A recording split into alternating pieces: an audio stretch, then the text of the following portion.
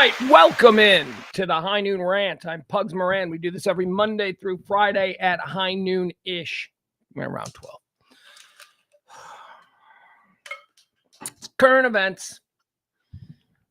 Saying the quiet part out loud since 2021. That's right, current events driven. This is hot talk. Current events driven hot talk, the way it ought to sound. No political divisiveness, some. But it's unavoidable. It's unavoidable these days, but we try not to delve in that. I don't care how you voted. I really don't. You shouldn't care how I voted. What you should care about is what we feel about all of these subjects that I've culled together for today's presentation. That's what we do. If they're barking about it on the cable news, if you're seeing it screaming on a headline, I'm going to talk about it. We run it down. The show is performed in 4 quarters, just like a football game. First quarter is a little something we call antecedently on this day. So we go through the significant events that have helped shape our understanding of this day in particular. It's this day in history. I just gave it a fancy name because second quarter it's birthdays, self-explanatory. Celebrities, notable quotables. We decide if we think they're cool. We decide if we're going to wish them a happy birthday or not. Quarter 3, deaths. I like the deaths. People who died on this day. We look at their life's resume and we just decide based on our personal understanding of the Judeo-Christian prerequisites required for either entrance to heaven or demotion to hell. We look at the people who died on this day and either send them to heaven or hell. That's fun. I like that. And quarter 4 is all the topics. Quarter 4 is everything. Everything that's happening. All the stuff that's happening today. So at the end of the show, I try to give you a full view of what this day is. Both what it has been in the past and what it is currently. You ready? Okay. The show is performed by me in a stream of consciousness style. This is not supposed to sound like a radio show. This is no breaks, no commercials, no nothing. Just me extemporaneously speaking. Although I do have a bit of a script. I've got bullet points. Whatever's in my head. There I go. We do it. No breaks, no stops, no songs, no, hey, let's check traffic with Trixie. Hey, Trixie, how's it looking out? We don't do that.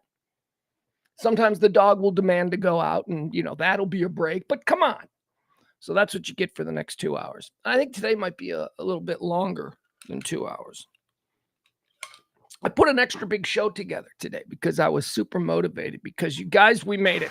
We made it, all right? You can stop with the tipping. You can stop with the pressure. You can stop with all of that stuff. We made it again. We made it again. We made it again. Thank you. Thank you so much. To that end, we have a practice here. The show does run on your gratuities. We do need to make a certain amount of money every month just to justify this show's existence. That number is like low, so don't worry about it. I worry about it. It's me to worry about. But we made it. We made it. We got everything covered. I got all the bills. Nothing got turned. We're good. We're good. Got everything covered. So thank you so much. We will be able to continue doing this show for at least one more month. The big tipper of the day is typically awarded the executive producer title. Typically we'll say, they tipped the most yesterday and they get to be executive producer of today's show. Thank you for making this show possible. We're doing that again today. There were a number of people who came in at the very end, but one person gets the executive producer title today. That is Adam. Thank you so much to Adam. Stepped up, dropped a bomb. It's not the only one to have dropped a bomb, but he edged out just barely. So thank you, man. Thank you. Now, that doesn't take away from anybody else who got us across the finish line yesterday. I see you, Leslie. I see you. Thank you. Thank you to Peter's in the chat room. Thank you to Peter. Thank you to April. My God. Thank you to Barney. Thank you to Byron. Good Lord. I mean, I can't thank you enough. It's you have no idea what the final 10 days in the first 4 to 5 days of the month kill me because it's like, okay, here we go. Now I got to be a fucking carpetbagger. Now I got to be a flim flam man. Now I got to present for at least a few minutes per show myself as like an evangelist begging people to tithe the show. But, you guys have always come through. So thank you so much. Hey, where's Taronda? I wanted to say hi to Taronda. Is she in the chat room? I didn't see her today. I don't see Taronda today. How bizarre is that? How's the chat room? Is it mixed? Let me see. Make sure the chat room is mixed. Yeah, it is. It's mixed. Here's Taronda posted something on Facebook that, man, made me laugh so hard. It made me smile because it just gave me a memory that I had completely forgotten about. But apparently I tweeted about it or I made a Facebook post about it years and years ago. And Tyronda found this old post on Facebook and she shared it with me. And it just made me laugh. And I totally had forgotten about it. Here's what she put. I don't have it in front of me, but here's essentially, there she is. Here's essentially what she reminded me of. My son and I had gone to a Del Taco. I don't think it's there anymore. It used to be right across from Love Field, and I loved Del Taco. And my kid was probably about 3 years old. It's right on Mockingbird, right across from Love Field. And we walk into Del Taco and it's packed. It's packed. There's a bus. There's like one of those. I don't know if there's a church bus or what, but it was packed. We had gotten there just after, like, a big group of people had arrived for Del Taco.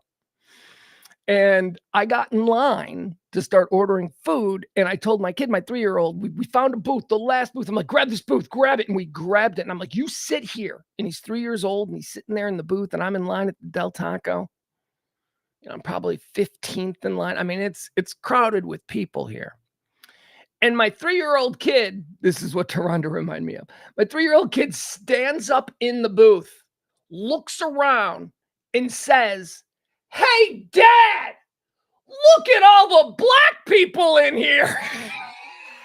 It was, and I shouted back at him. I said, "Yeah, so sit your white ass down." And everybody in the place broke up. Everybody laughed. It was, but here's the thing.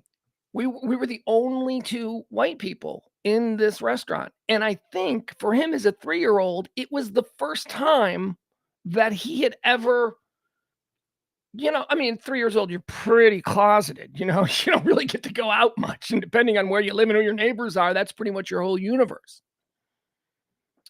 She reminded me of that. And, I love that. I love that because it's so important to note the context of that comment. It was a 3-year-old.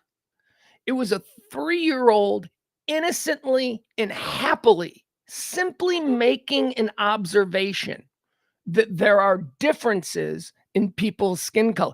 This wasn't some 45-year-old dude wearing a t-shirt with the stars and bars going, "Yeah, look at all the black people." It wasn't that. And it's interesting because we live in a time where people are hypersensitive to everything.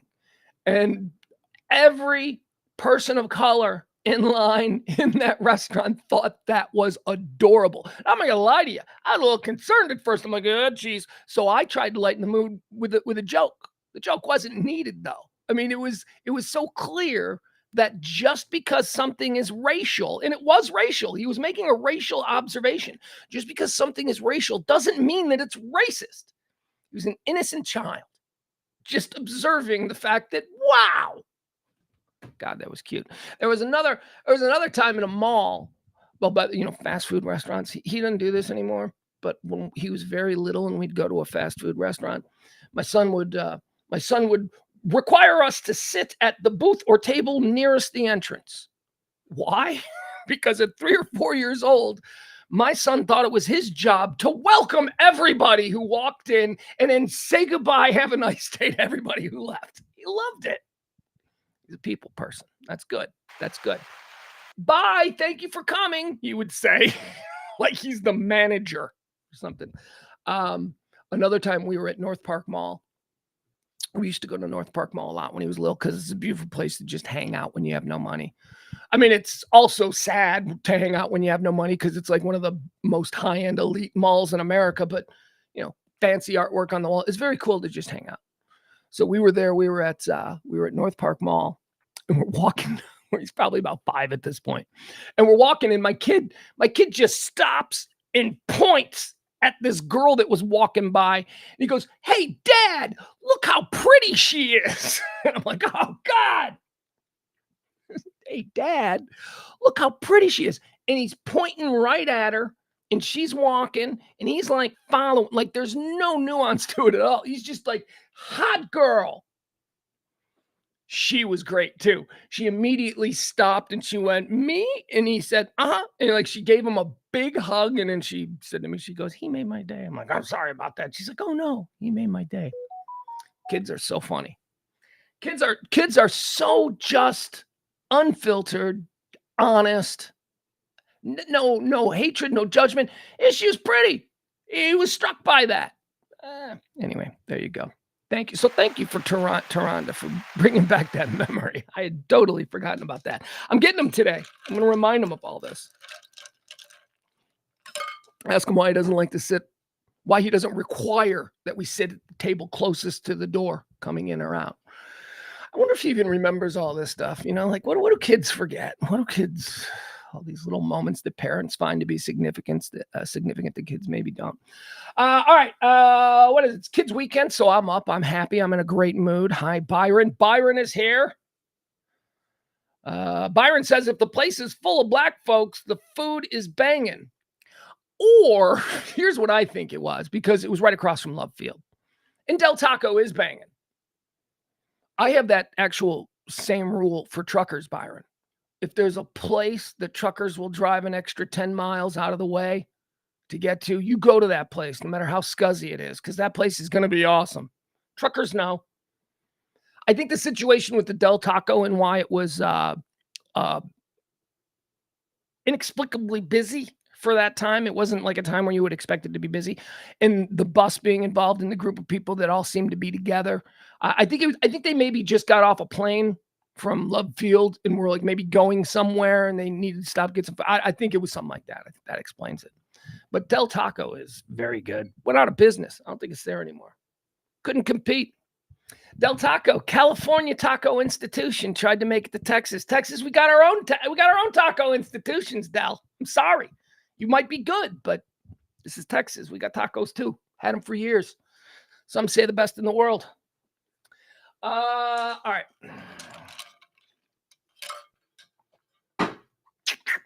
Where are we in this high stream of consciousness?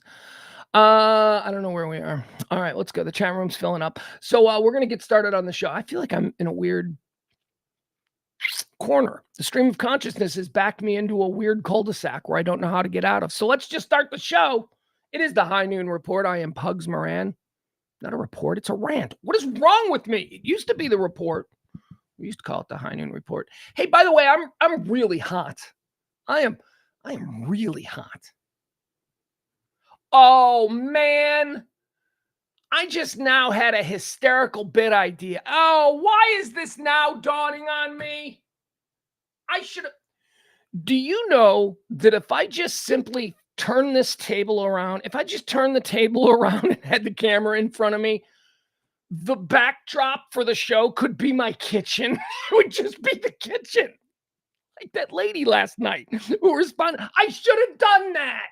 Oh, man, missed opportunities to be funny. That would have been fun. Of course, I'd have to probably get the dishes out. No, leave the dish. Oh, I should make the dishes. I should have made the kitchen look awful. I mean, it's, could use a wipe down, but it's not awful. I should have made the kitchen look awful with piled up dishes and just, man, you know what? I'm always looking for something better. I think maybe that might be the backdrop. Maybe we're coming soon. I might start doing this show from a different location here in the studio. That's interesting. I'm going to play with that this weekend. We'll see how that looks. Okay. Hi, Chuck. Chuck also, thank you so much for the support. God, all of you guys. I'm hot. I turned the heat on last night for the first time in like a month. I don't think the heat's been on in a month, but it got a little cold last night as those storms ran through. And then I woke up this morning, forgot to turn the heat off. And now what is it, like 80? And the heat was just still on. So I'm a little bit warm. We'll get it fixed. All right, let's get started. Here we go. In earnest. It is the High Noon Rant. I can't be president because I trip on my words. Well, but also, I'm speaking extemporaneously in a stream of consciousness style nonstop for at least 120 minutes. Cut me a little slack, eh? Those presidential candidates who can't get through a speech without stumbling 15 times a piece, they got teleprompters and they know what they're going to say. Those speeches are scripted. So cut me a little slack. Maybe I can be president. It's the High Noon Rant with me, Pugs Moran, for the 8th day of March, year of our Lord, 2024. March 8th is the 67th day of the year. 298 remain until the end of the year. Let's get started with quarter one on today's show. It's called Antecedently on This Day. Really, it just means on this day in history. Here we go. Antecedently on this day in 1775, an anonymous writer thought by some to be Thomas Paine publishes American Slavery in America, the first article in the American colonies calling for the emancipation of slaves and the abolition of slavery. Slavery can't be president. Slavery.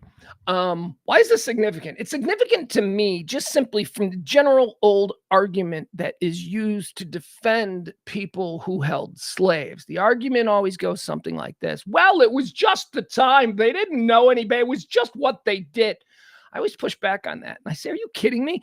There have been abolitionists, high-profile abolitionists since the early 17th century. What are you talking about? People have known forever that it was immoral. Moral people, not people who just pretend that they're moral. Truly moral, principled, ethical people knew that slavery of your fellow man was always wrong. Thomas Paine knew on this day in 1775. So stop making excuses for your great-grandpa, okay? Stop it. He knew it was wrong. People knew it was wrong. It's not like nobody was going around going, hey, isn't it kind of wrong to like shackle another human being and make them your slave? Isn't that wrong? People were going around saying that. And other dudes were going, yeah, but you know what? I don't want to pick cotton.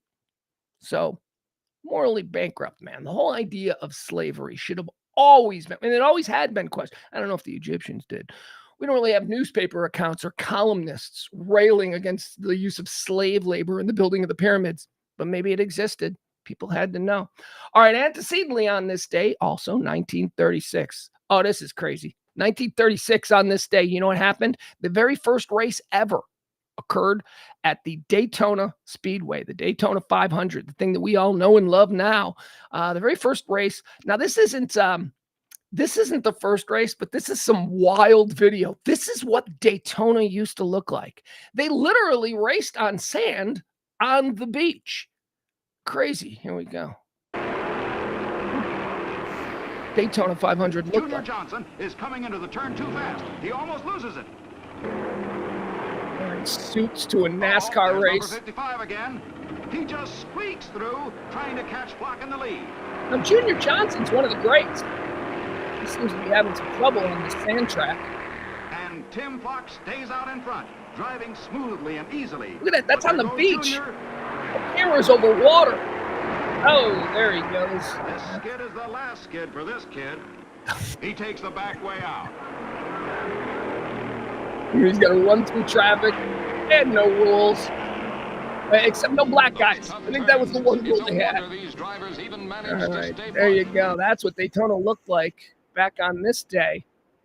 When the very first race was held at the Daytona Beach and Road Course on this day in 1936. Antecedently on this day in 1979, Philips demonstrates the compact disc publicly for the very first time.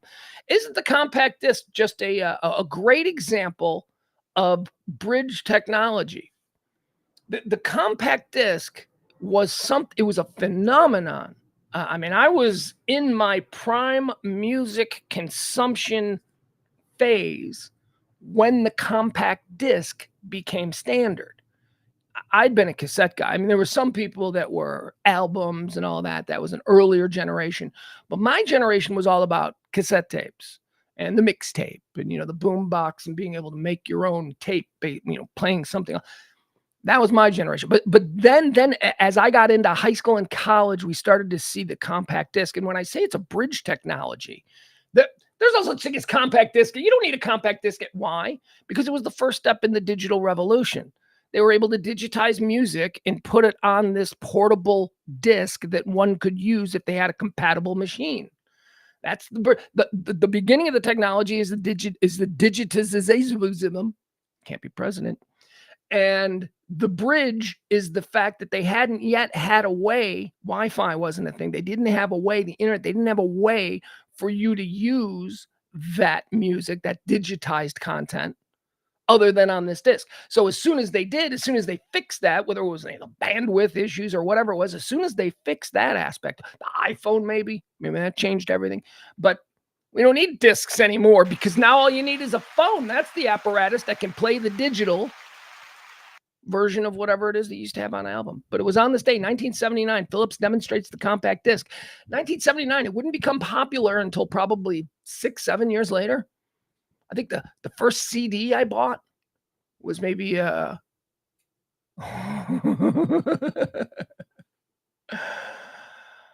think the first CD I ever bought was maybe, no, it couldn't have been that. It was either REM's Life's Rich Pageant or George Michael's Faith. Not sure, but one of those was my first CD. Might have also been Depeche Mode. Might have also been Reach Out and Touch Faith. I don't know. I don't remember. Compact disc, We Hardly Knew Ye. Debuted on this day in 1979. Antecedently on this day in 1983, Cold War talk. While addressing a convention of evangelicals, U.S. President Ronald Reagan labeled the Soviet Union an evil empire. The evil empire. 1983. And now the guy now 1983 when he was called the evil empire. Now Reagan did that. Reagan in 1983 called the Soviet Union the evil empire. And now all these years later, people who were probably proud Reagan voters are now supporting the guy who was in charge of the KGB when Reagan said that. Putin loves America. Bah. Tell me you're stupid without telling me you're stupid. The dude was in charge of the KGB when the great Ronald Reagan looked at that and said, this is the evil empire. Just stop it. Stop it with Putin's a bad guy, man. He's brainwashed his entire life into thinking that we, the Americans, are the reason for all the strife that the Soviet Union went through. That's his mind. He's playing the long game. Why? Because he's a KGB super agent. He knows that you can't win when you are inferior to someone like the United States of America. You can't win in a chest-to-chest battle. You have to play the long game. And that's what this son of a bitch has been doing for 60 years. And the very idea that there are people in America who can't see that. Thank you. I'm done.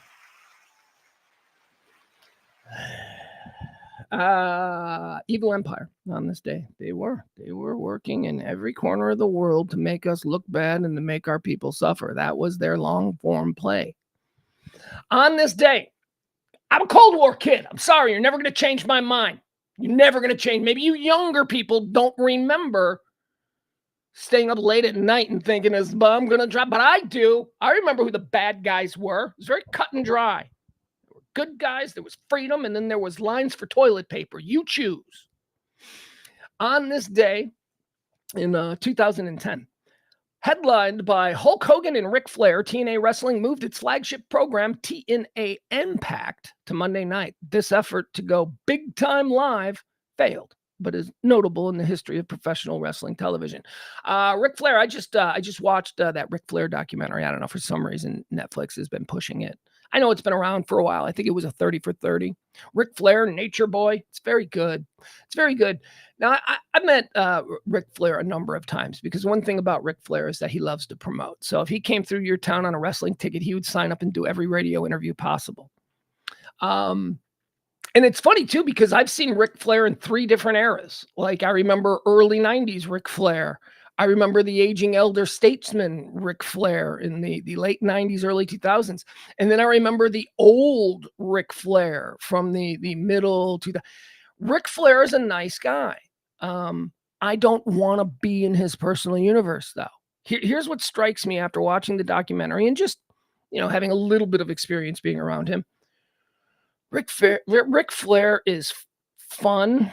Ric Flair, you want to go out and have a party and just be with a dude that's going to be like, let's drink more. And that's Ric Flair. He's fun. He's a good time Charlie, if you will. Here's what you don't want to be. You don't want to be Ric Flair's children.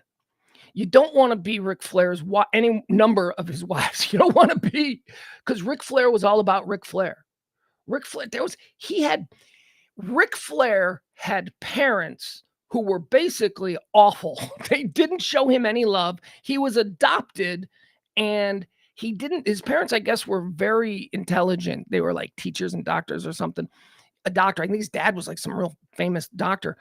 And he was adopted by them. And when Ric Flair turned out not to be an academic, but more of an athlete, and he was a great athlete, wrestling, football, all this stuff, his parents just very quickly cooled on him and sent him off to boarding school. That screwed with him. His parents said, oh, we adopted him, so I guess we got to pay for him, but can we move him somewhere else? And that was his childhood growing up. And that sort of abandonment, that feeling of, I need to be noticed because my parents don't even like me, that's what contributed, in my opinion, to the entire Nature Boy persona. And everywhere Ric Flair goes, he's got to be, look at me, I'm Ric Flair, which is fine because he's not a bad guy. But it's a little much. It's a little all the time, you know?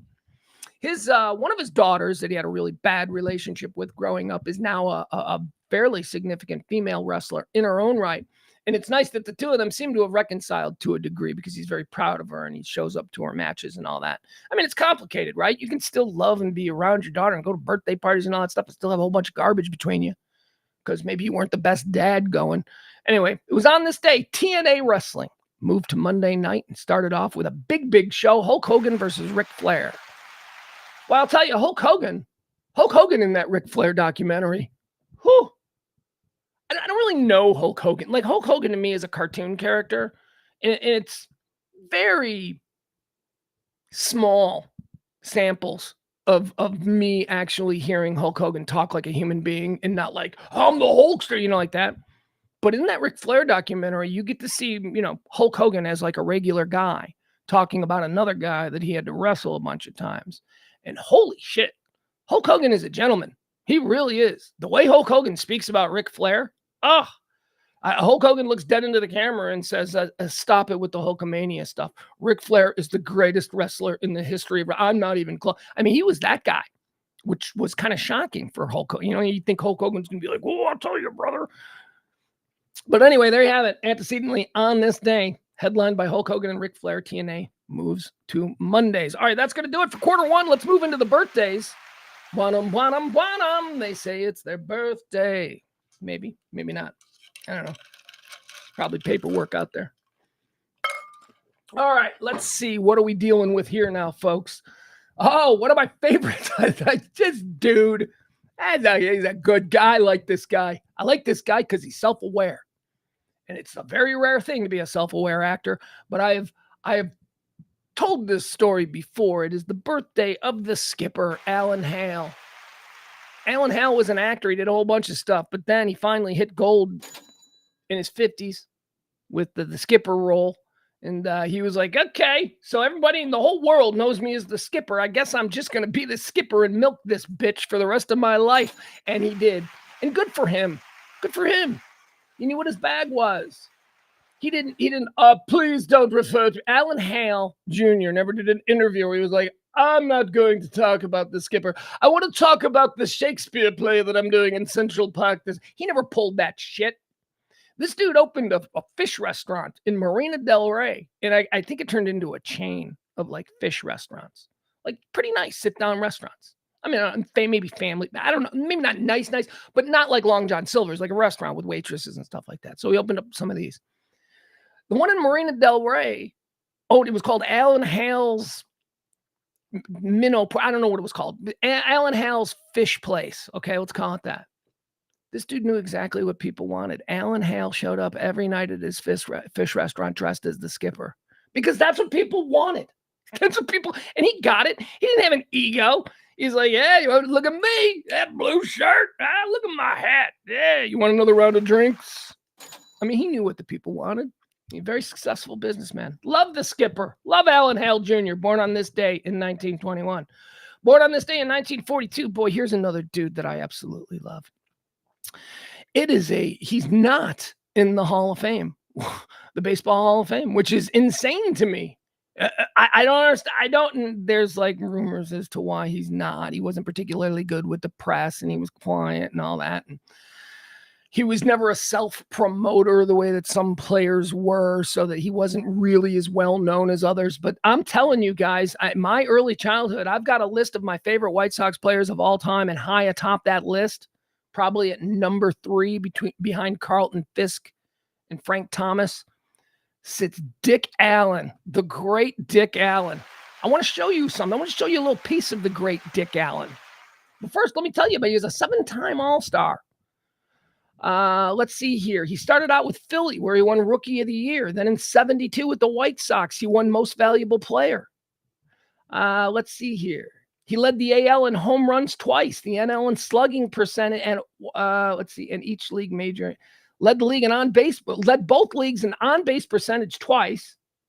His career .532 slugging percentage was among his era's highest in an age of comparatively modest offensive production.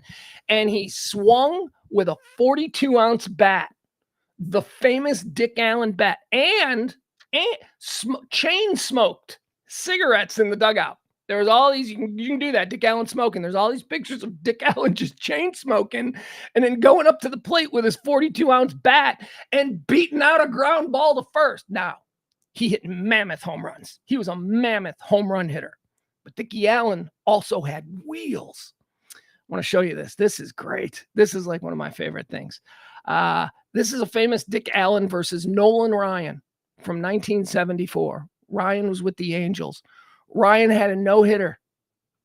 Yeah, a no-hitter going. They're waiting. It's going to be his third no-hitter. And here comes Dick. By the way, awesome to hear a young Harry Carey doing the call here for Dickie Allen. I'm sure. What a job. And poor Jim Cott made one bad pitch and Frank Robinson homered. And what a game he pitched also. Fouled out of play. Oh, is he letting it all out. It's all Powder River. Everything he has on every pitch. Remember now, this is a 9th inning no-hitter. Nolan Ryan is a young stud. Nolan Ryan, one of the greatest pitchers in the history of the game, going for his third no-hitter. And here's old Dickie Allen. He pitched 2 no-hitters last year. He's shooting for his third. That would be a record in the American League, I think. Koufax got 4. Low outside. A ball and a strike. 13 strikeouts. 1 out in the bottom of the 9th. 1-0 in favor of the Angels.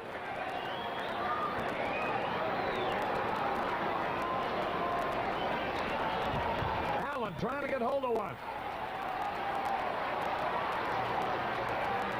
High ball 2. Carlos May would be next. Neither Oughta nor Allen hit the ball tonight. 6 strikeouts between them. Allen 3 times in this no-hitter bid. A little tap. He's got a chance to beat it out. The throw.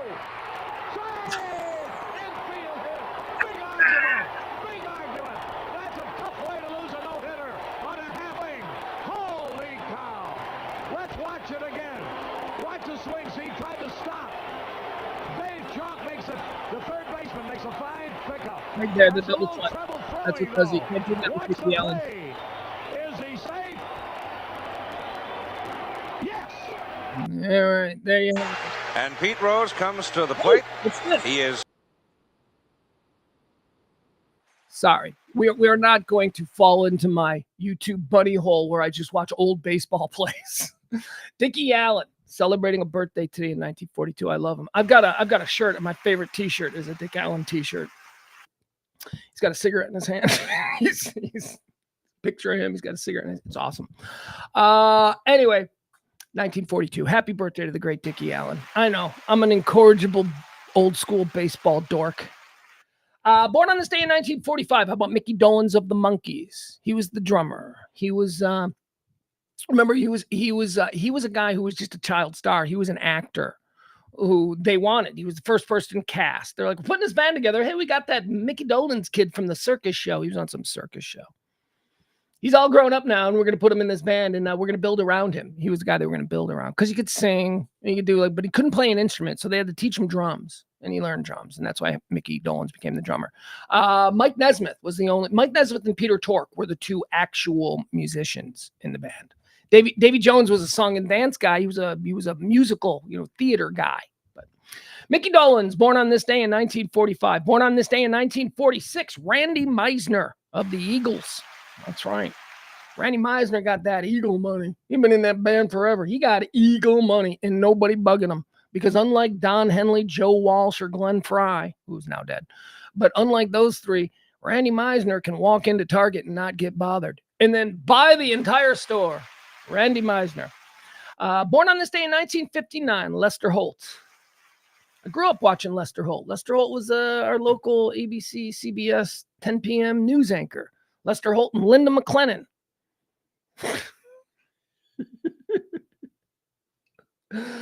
A friend of mine from Chicago who does these really provocative memes, and this isn't gonna be funny for anybody, but Lester Holt and Linda McLennan used to do the news together on CBS in Chicago. And this is a joke only for a couple of people, and you won't get this, but he took a screenshot from Lester Holt and Linda McLennan like back in the early 90s, and he put the blacked the porno company's label on it. She's very funny. She's very funny. Blacked is an interracial sex site. And the point of the joke was Linda McLennan at the time was a very beautiful white woman, and Lester Holt was a very attractive, handsome black man. So it was like blacked. This is funny. People were paid to watch that back in the early 90s. Lester Holt and Linda McLennan right there on the CBS 2 news desk. Absolutely. Moving on, 1976, born on this day, Freddie Prinze Jr. Freddie Prinze Jr. I interviewed him once years ago. What was he doing? Was he doing some movie or something? We bonded. We bonded over the fact that we both lost our fathers and how, we both bonded over our moms, like how incredible our moms are and all that. Freddie Prinze Jr., happy birthday to him. He was a pretty nice guy. Born on this day in 1977, James Van Der Beek. Isn't that weird? Freddie Prinze Jr. and James Van Der Beek. Like in my mind, I think of them as like two stars from the exact same era who probably they're probably Eskimo cousins. They probably swam in the same watering hole a time or two, if you know what I mean. Born on this day in 1982. Oh, Kat Von D. Kat Von D is that tattoo lady, right? From LA Ink or something. She became a bit of a phenomena for about, 9 months back in 2008. I don't know. Kat Von D, we did an interview, a very famous moment on the old Pugs and Kelly show. We were out at the Grammys, and Kat Von D was one of our guests, and she came and she sat down in our booth with us and talked for a while. And there's a picture on Facebook that I have because I had told, I think it was Devin. By the way, thank you to Devin as well. I think it was either Devin or somebody else. Somebody was taking pictures. And I told them, I said, look, when we're interviewing Kat Von D, I want you to listen for when I start to talk about my girlfriend. And when I start to talk about my girlfriend, I want you to get tight shots of Kat. I want you to take pictures of her face.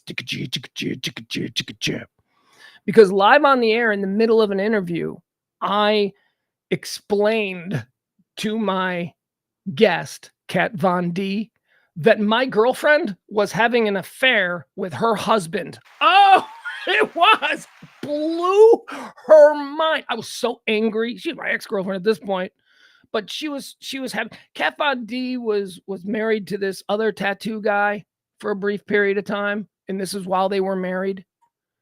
And this other tattoo guy had a girlfriend who, as it turns out, was also my girlfriend at the same time, which is very weird. And she was awesome. She was a good girlfriend. I mean, she's a crazy chick, but she was a cool chick. She was cool. I used to call her Mystery Girl. I don't know if you guys remember in the old days of the show, I used to always talk about Mystery Girl. Well, that's why she was Mystery Girl. That's why I couldn't talk about her. And I didn't know why. I found out why. I didn't know why. She's like, I just don't ever mention my name or anything. It's because she had a boyfriend in town who was also fairly high profile, who was married to Kat Von D. Now she lived in LA and he lived in Dallas, but they were married. And anyway, Kat Von D sits down and I'm like, I want to talk to you about something. Do you know? And then she's like, oh, she didn't believe it at first. She's like, what? And then I started filling in details. And then when we were off the air, when the interview ended, she got up to walk away and she goes, and we started talking. We started talking privately about it and whatever. I mean, I'm not going to, please. She was cool. And I kind of felt bad because I was a dumb radio guy going, hey man, I'm going to drop a bomb on her. Can't wait to get her reaction. And then there was this aftermath of humanity where I was like, I may have just because I'm over it, just because I've gotten to funnel through my anger and rage at the girlfriend that did this to me, doesn't mean that she isn't going to be affected by this. So I don't know, it was a selfish thing on my part, but hey, that's what we do for entertainment, right? Never talked to her again. She probably hates my guts. Why would she? By the way, they got divorced. They got divorced like very soon after that. But that marriage wasn't going to work anyway. Kat Von D, happy birthday. I'm sorry. I'm sorry. Let's see here. I think there's only one person. That could confirm that story. Well, I mean, Kelly can, because Kelly was there. But I mean, the behind the scenes stuff. You can ask my buddy Aaron. My buddy Aaron knows. He knows that whole story. He introduced me to her. He knows her. She was awesome, though. She was fun. She was cool. Crazy, but cool. All right. That's the girl who we were on a date. I was on a date with her at the Improv, and she gets up to go to the bathroom, and like she's gone for like an hour. And like, I don't care. It was our relationship. We weren't getting married or anything. We were just having fun. We were just running around having fun. And she was gone for an hour, so I didn't even notice because I'm there at the Improv with all my friends, and we have our table going. And then a buddy of mine shows up late, and he gets in, and he goes, I won't say her name. I'm going to make up a name. Let's call her Paula. And my friend walks in, and he goes, hey. He goes, I just saw Paula walking down Beltline towards the tollway. And I go, what? She left like an hour ago. What do you mean? And she showed up and I was like, whatever. She's fine. She's a big girl. She's crazy. She's probably doing something. And then she walked back in like a half hour later, sits down, acts like nothing happened. And I'm like, where were you? She goes, I had a phone call. She was awesome. She didn't have a phone call. She probably had to go meet her husband or something, or her boyfriend, or her other boyfriend. I don't know. She was fun, though. All right, moving on. There you go. Let's get into quarter three. Let's talk about the dead people. These are the people who've died. These are the people who've died. April, I don't have any more tea, really. I mean, that's pretty much all that I know. I will not confirm nor deny the name that you have thrown up there. Let's do some people who died on this day and decide whether they go to heaven or hell, shall we? And by the way, I shouldn't have any guilty conscience about talking about these things, right? I mean, these are my experiences. These are my life experiences that happened to me. I should be able to own them. I mean, I haven't given anybody's name out. I haven't gone out of my way to embarrass anyone. Kat Von D is a celebrity. She's a public figure, and it's on record on radio that we had this conversation at the Grammys one year. Anyway, let's do some deads. Dead on this day in 1874 and going directly to hell, former president of the United States, Millard Fillmore. Don't know a damn thing about him. I know that he was a politician, so that means bullet train to hell. 13th president. There you go. Dead on this day in 1930, another guy we're going to send straight to hell. Know even less about this man than I do Millard Fillmore. He's the 27th president of these here United States, William Howard Taft. All right. Right out of the bat, we're sending two politicians to hell. We don't need to open their resume. They're politicians. These two were politicians during a really sketchy time of human history, too. So, dead on this day in 1998. Respect. Hatred. Don't miss them, but respect. Dead on this day in 1998, the great Ray Nitschke. We're going to put Nitschke in heaven. I know what you're saying. Hey, look at Pugs. A dyed-in-the-wool Bear fan putting a Packer legend in heaven. He was Nitschke, man. Nitschke. There was Nitschke, and then came Butkus. And everybody forgot Nitschke, but we're still putting Ray Nitschke, one of the great linebackers in the history of the NFL. We're putting Nitschke in heaven. Dead on this day in 1999. Ooh, we should talk about this because there's I know a little bit about this guy. I know his story. I know that he was kind of standoffish and quiet and in his own head most of the time. There's some stories about him not being a particularly nice man, but that might all go back to just his own insecurities and how he wasn't comfortable being loud and brash. Dead on this day in 1999, a true American legend, a candidate for the Mount Rushmore of American athletes, Joe D. Where have you gone, Joe DiMaggio? Well, he's dead. That's where he's gone. He's gone 6 feet under. Joe DiMaggio had the unfortunate experience of laying in his bed in his Florida home watching CNN when CNN broke in and announced that he had died. They did a whole... Joe DiMaggio got to see his memorial, the way the world was going to react, because CNN made a mistake. They'd made a mistake so much to the extent that on the floor of Congress, like hours later, a congressman made a speech about how important Joe DiMaggio was to America and American culture. And Joe DiMaggio was not dead. No, he was not dead. He stayed alive. Joe D, do we put him in heaven or hell? He's a complicated guy. But here's what I'm going to say about Joe DiMaggio. Let's forget about Joe DiMaggio, the man, and let's talk about what Joe DiMaggio represents. Let's talk about the brand of Joe DiMaggio. That dude, man, you get an old dude who was a Yankee fan, like my grandpa, for instance. You can't mention, he can't hear the name Joe DiMaggio without smiling. What that guy meant to those people and meant to baseball in general, I'm putting him in heaven. I'm putting Joe D in heaven. There you go.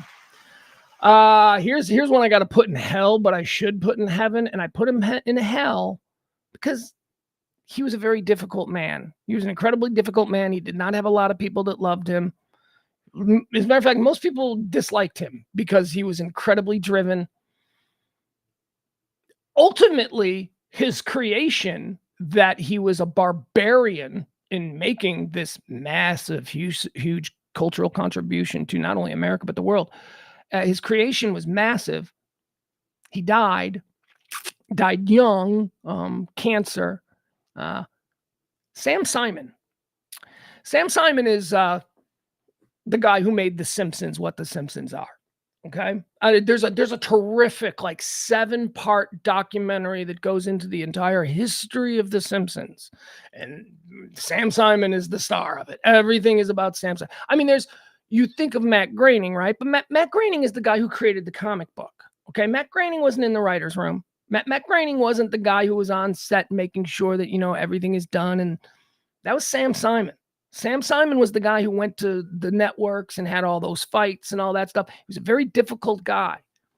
People like Al Jean also are huge contributors to what The Simpsons were. But if there's one guy that is The Simpsons, it's Sam Simon. But I gotta put him in hell because he was a tough dude that nobody liked. He was pushy and he was arrogant and anyway, he's gone now. Doesn't matter what kind of a man he was. We got to weigh this now against the contribution. And I'll tell you, I'm glad we live in a world that has The Simpsons. So thank you, Sam Simon, and burn in hell. All right, preemptively going to heaven. This next dude is preemptively going to heaven because I know absolutely nothing about his personal life or what he was like, but I know a lot about what he did. And I know a lot about his relationships with the 4 people most important to what he did. And that is, of course, on this day in 2016, the great George Martin passed away.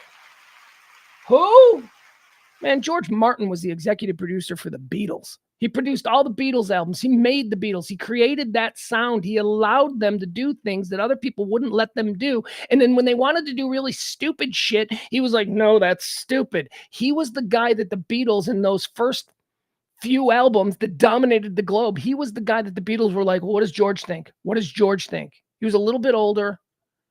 He had worked exclusively in classical music when he segued to take over this new band that nobody had any expectations of. What else did he do? You know, when they started getting weird, you know, with the whole Strawberry Fields and all that stuff, when the Beatles just spread their wings and changed the expectation of what a pop song could be. And yeah, I'm sorry, you might be like, "Oh, the Beatles are overrated." No, fuck you. They did that.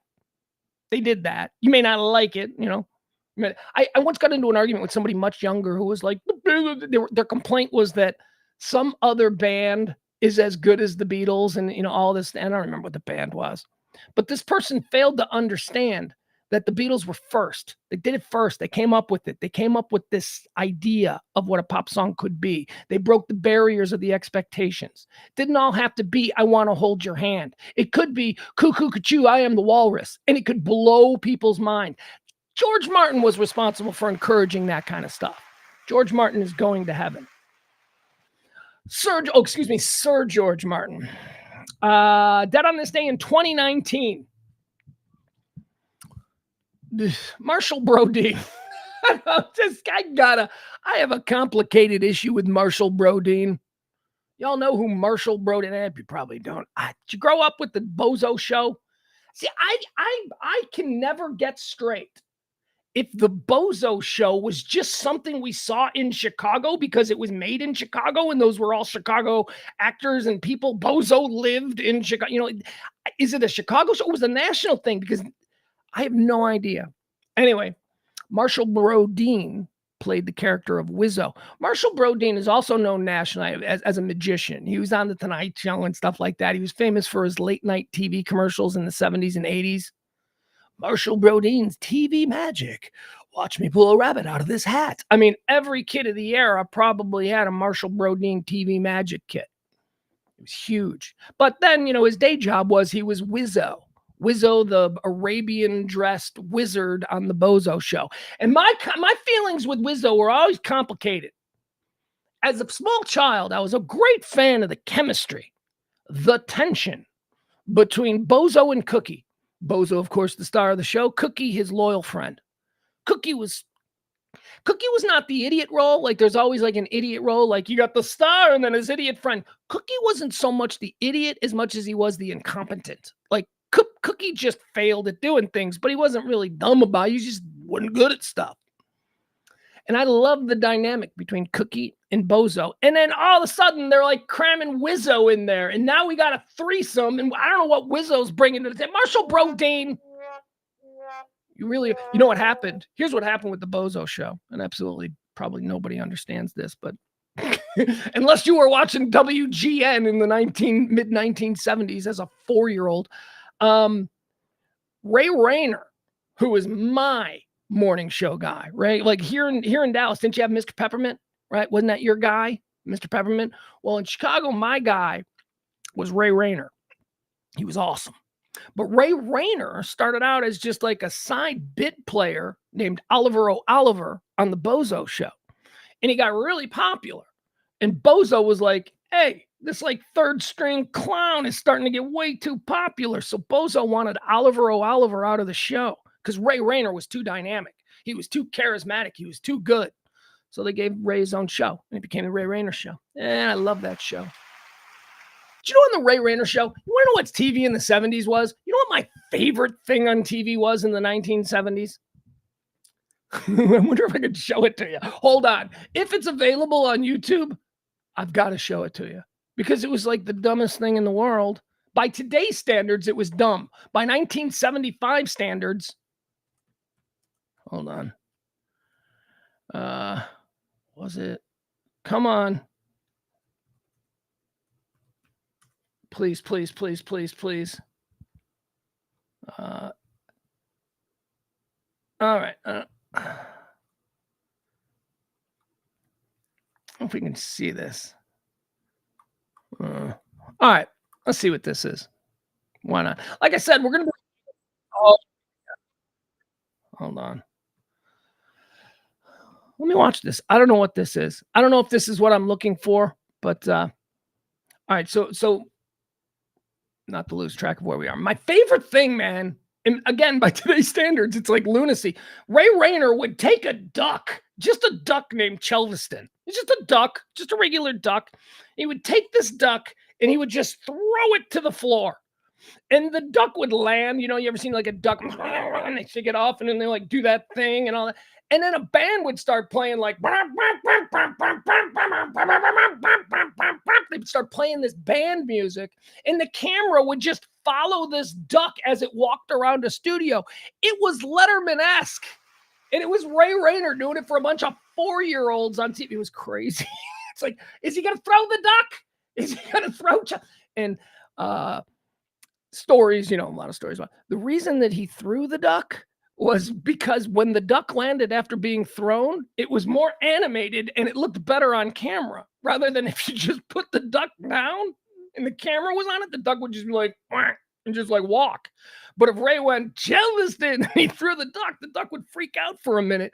Good TV. The 70s. We had no rules. All right, let's watch this. I don't know what this is. Got me talking about, got Marshall Brodeen, got me talking about Ray Rayner. Let's see what this is. This is, oh, hold on. I do apologize. Okay. Who is that? Is that, oh man, see that chick on the right? That's Jackie Bang. Yeah, her name was Bang, B-A-N-G, Jackie Bang. You can imagine all the jokes we teenage boys made about that. She was hot, Jackie Bang. Or as my friend Mike and I used to refer to her as Jackie Bonge.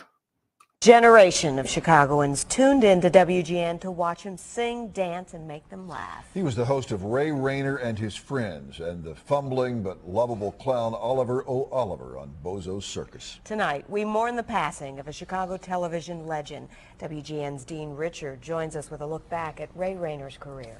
Jackie and Steve, it's if you grew up in Chicago, it's just like the passing of a dear old friend. Longtime Chicago children's TV host Ray Rayner died today of complications of pneumonia after a long illness. He was 84 years old. For 38 of those years, he entertained us with a menagerie of clowns, cops, and a duck. At Chelveston. Oh, there.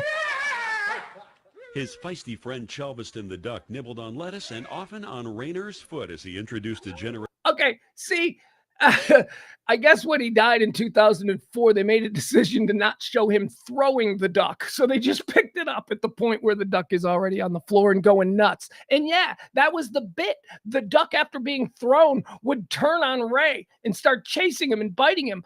And we all thought it was adorable. The duck was pissed. The duck was mad about being thrown. People. To classic Warner Brothers cartoons on his Ray Rayner and Friends morning show. But success in Chicago didn't come early. Nearly a decade before, this native New Yorker. All right, anyway, we don't need to, never mind. We don't need to do the whole history of a guy that only me and about 4 people in the chat room are familiar with. But anyway, Marshall Brodeen, Wizzo, who was added to the Bozo show after Oliver O'Oliver went over to be Ray Rayner on the Ray Rayner show, died on this day in 2019. And I'm feeling good now. I'm feeling good. That just reminded me of my childhood. I had a pretty good childhood. So I'm going to put Marshall Brodeen in heaven. All right, that's going to do it. Those are the people who've died. These are the top 3 quarters. We've already gone through the first quarter, which is antecedently on this day. We've gone through the second quarter, which means birthdays, and now the deads are in the book. So let's move forward. I will remind you, it's not important. We made it. So keep your wallet in your pocket. This is not, but it's just habit. During this transition between the third and fourth quarter, I always put that back up. So if you are so inclined and want to continue to help out the show, please, I'm not going to stop you, but we don't need it, man. You guys have given enough. I appreciate it. Love. All right. Let's move into the things that are happening today. Let's move into all of the events that are help shaping this very edition of March the 8th. By the way, you know what sucks? It's something I realized. I get my kid this weekend. So I'm like, tonight I'm going to go pick up my kid. I don't know what we're going to do. We'll do something. I'm going to go pick up we'll do something fun. Well, fun within moderation. Like, we ain't going to a movie or anything like that, but, we'll do something fun. We'll throw the ball around. What's free? There's probably some free stuff. My point is this, he's off next week for spring break. And I know he's got football practice and all that stuff. So there's no expectation he's going to stay through spring break. Probably stay as long as he could. but he's going to go back. Now, next weekend, which because of the way the schedule with me and him sits, next weekend I won't have him. And next weekend is St. Patrick's Day. And we got like a whole St. Patrick's tradition. So I'm wondering if I can get him next weekend too. I mean, by wondering, I mean, I got to ask his mom, and his mom's going to say yes, because we don't say no to each other. We acknowledge that we both love the kid unconditionally, and she does an amazing job with all the heavy lifting. So that'll be good. So maybe I'll get him next weekend too. Anyway, that's just, stream of consciousness. I just started thinking about, hey, next weekend is St. Pat's, and we're not going to be around for St. Pat's. We're not going to. Last 2 years, we've gone to the Greenville parade. I'd like to do that again. All right. What's happening? State of the Union. Let's talk about the State of the Union. That's the first big thing that's trending. Everybody is talking about the State of the Union. So I'm not going to go into the politics of it. Not going to get into, look, I will tell you flat out, I thought he did a great job. I thought what he said, dude, what he said was exactly what I do on this show every day. He said, there are those of us in the middle. There are those of us who aren't crazy here and crazy there. He did that thing that I love, that you've never heard, with all due respect, you've never heard from a Republican, and God damn it, I'll vote for the first Republican who says something even similar to this. Actually, John McCain did. Let's go through the list of like my presidential support over the years. Just because I feel like I need to let people know. I need to, I think the first election that I voted in, I think I voted for Dukakis. I don't know why. I was a kid. I didn't like that George H.W. Bush was the head of the CIA. I thought that's problematic. We can't have a leader of our country who is who is a former head of the CIA. That is not a good look. And now look, Russia for 20 years have had the leader of their country who was the head of the KGB. So whatever I was thinking. So I lost out on the first one. Then I did 2 Clintons in a row. Clinton. So I won. Then I did Gore. I went Clinton, Gore in 2000. I lost that one. In 2004, it was Bush. It was W and Kerry. I went with Bush. I went with W in 2004, which my partner Kelly just hated. In 2008, I went, 2008. Yeah, 2008. That was Obama, right? I was on the air. I was a staunch supporter of John McCain. I loved John McCain. I thought John McCain was a real man. I supported John McCain that entire election cycle. All the people on my show were Obama people. My partner Kelly was an Obama person, Eric was an Obama person. I was a McCain guy. And my argument was, have you ever seen the video of his plane exploding on the deck of an aircraft carrier? Have you watched what he did? He jumped out, and instead of running to safety, he ran to the other guys and tried to get them out of the planes that were behind him. That's what a true good human does. And that won me over. And, I liked him. So I supported him. Right up until he chose Sarah Palin. Sorry, that's when I went, oh, crap, okay, it can't work. So there's that. And then in 2008, I did Obama again. Who did Obama run against in 2008? Was it Romney? I wonder why Romney didn't get me. Romney could have gotten me. I could have gone Romney. But I think I liked the first 4 years of Obama. I think the quantitative easing thing was pretty good. I think he inherited, that mess of the Fannie Mae and all that. I thought that was good. I don't know. And then in 2016, I don't know. Anyway, it doesn't matter. I have been, fairly all over. It depends. I vote for the individual. I look at the individual and I'm like, is that a good person? Who's the better person of these two? Joe Biden's a better person than Donald Trump. I'm sorry. I'm not talking about politics. I'm just talking about a guy you're trapped in an elevator with. Who would you rather be trapped in an elevator with? Someone with the demeanor of Joe Biden, who seems like he's trying to be helpful, even if it's bullshit. Even as, oh, he's too friendly. He's too overly helpful. What's he trying to get? Okay, I don't care. Whatever. That is better than just an asshole. That Trump guy's mean. He's just mean. He says mean stuff to people. He's just a dick for sport. And I just, that puts me off. I'm talking about his policies. I don't give a shit about his policies. I'm just talking about the dude. I just don't understand how some people can't look at Donald Trump and go, yeah, don't give that dude any money. I don't get it why people are like, I won't give him all my money. Even though for years he ran hotels that wouldn't let any of his Trump people in. He didn't want that. He went bankrupt 1 million times trying to cull only the most elite to the brands that he built or was associated with. And then he flips that, and now he's got a bunch of people who live in trailer parks. I mean, these are people he wouldn't let in the lobby of the Trump Taj Mahal. And now he's carpetbagged them into thinking that he's a good person. And I just don't get it. He's not a good person. He's a bad person. Joe Biden, he might be inept. He might not even be a good president. I'm not talking about that, but he seems like a decent man. Seems like a nice guy. Whatever. And then he gets up and look, he didn't shit the pants. He didn't pass out. He was fine. Sean Hannity was weird. Sean Hannity's like, after years and years of Sleepy Joe, Sean Hannity's like, he was too energetic. Well, which is it? Doesn't matter. He was pushing. Biden was pushing last night, man. He can't keep that up for 10 months. Yeah, it'll kill him. What he did last night is going to kill him. So I still don't think he's going to be around. Still believe there's going to be a brokered convention. I believe that the convention, something's going to happen. The Democrats are going to create fire at their convention. And by fire, I mean heat. I mean, they're going to, because nobody is enthused about Joe Biden. The Democrats are going to do what they can to get somebody. There's going to be a floor proposal. They're going to, even if he doesn't pull himself off, they will attempt to pull him off.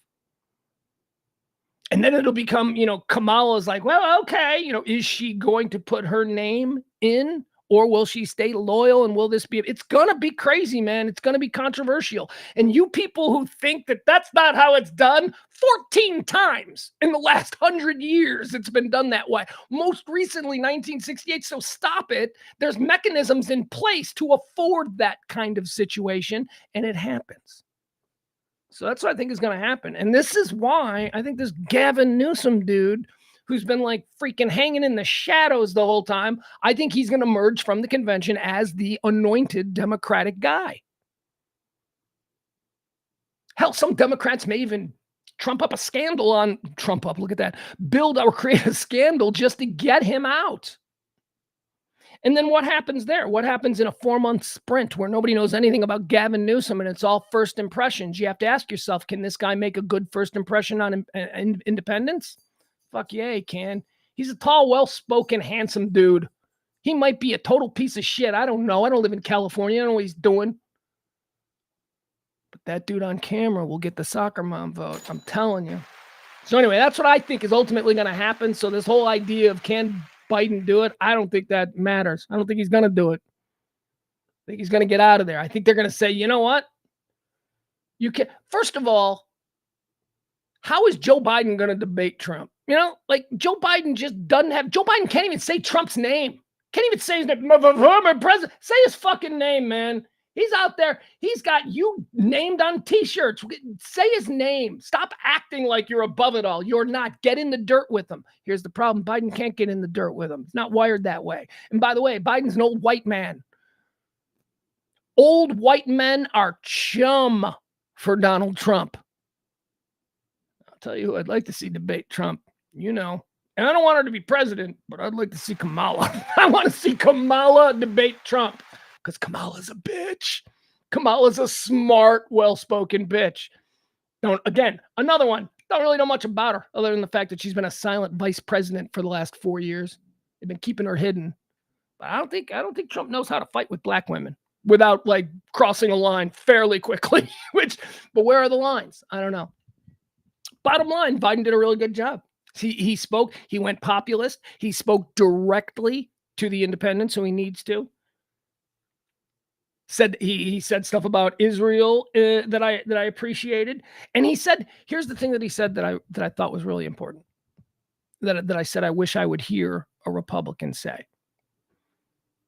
If a Republican said what Joe Biden said last night, which is, we need to remind people that America was not built by Wall Street. America was built by the middle class. Was a bit this idea that like we have to give all of these, bankers and shit, all kinds of tax breaks because they build shit. They don't build shit. First of all, the money that they use to build shit comes from investment from the middle class. The people who actually dig the holes and do the work are the middle class. The people who actually design these things are the middle class. And yet we pretend like we've got to protect the fucking bankers. Are you nuts? I love that.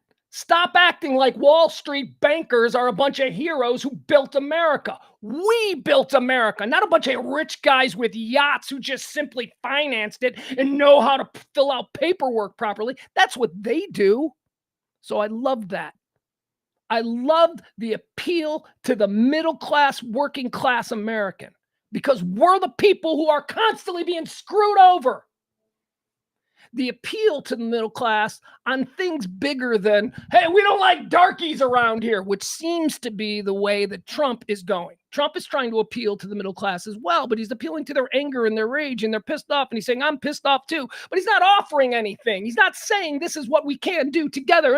He's not aspirational in the least. He's fear-based, and he's anger-driven, and I get that, because I'm fucking angry. Mostly I'm angry that people can't see the manipulation that's happening, but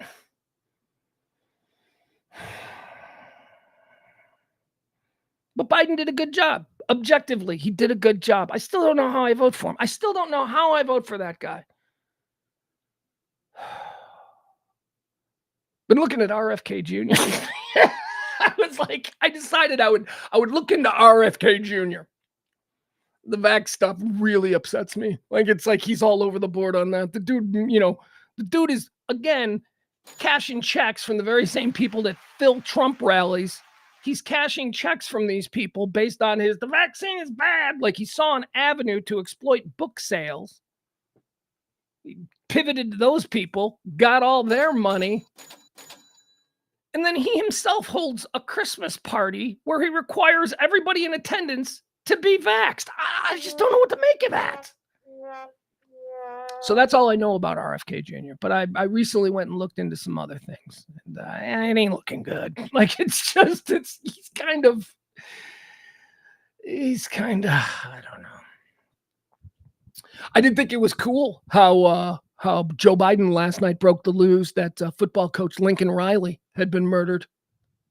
Oh, Jesus. See, the guy can't even help but trip over his dick. Talking about Lincoln Riley, that awful story. He was challenged. He was challenged by Marjorie Taylor Greene, who, holy shit, Marjorie Taylor Greene immediately after the speech, her response, she went and she talked to, I don't know who it was, Newsmax or whatever. The clip is flipping around. Her number one complaint, she said, I'll tell you, that speech was way too political for the chambers of Congress. It was inappropriately political.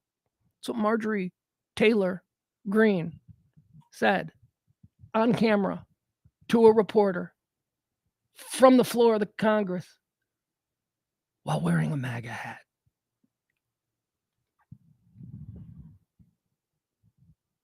It was too political. That was inappropriate for the floor of Congress, she said while wearing a MAGA hat.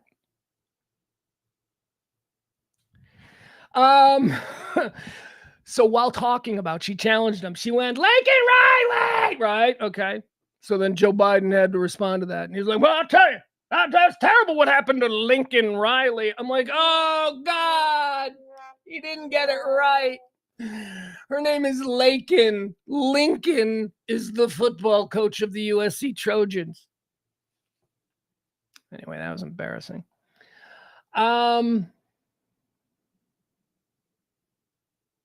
also liked what he said. I wrote this quote down.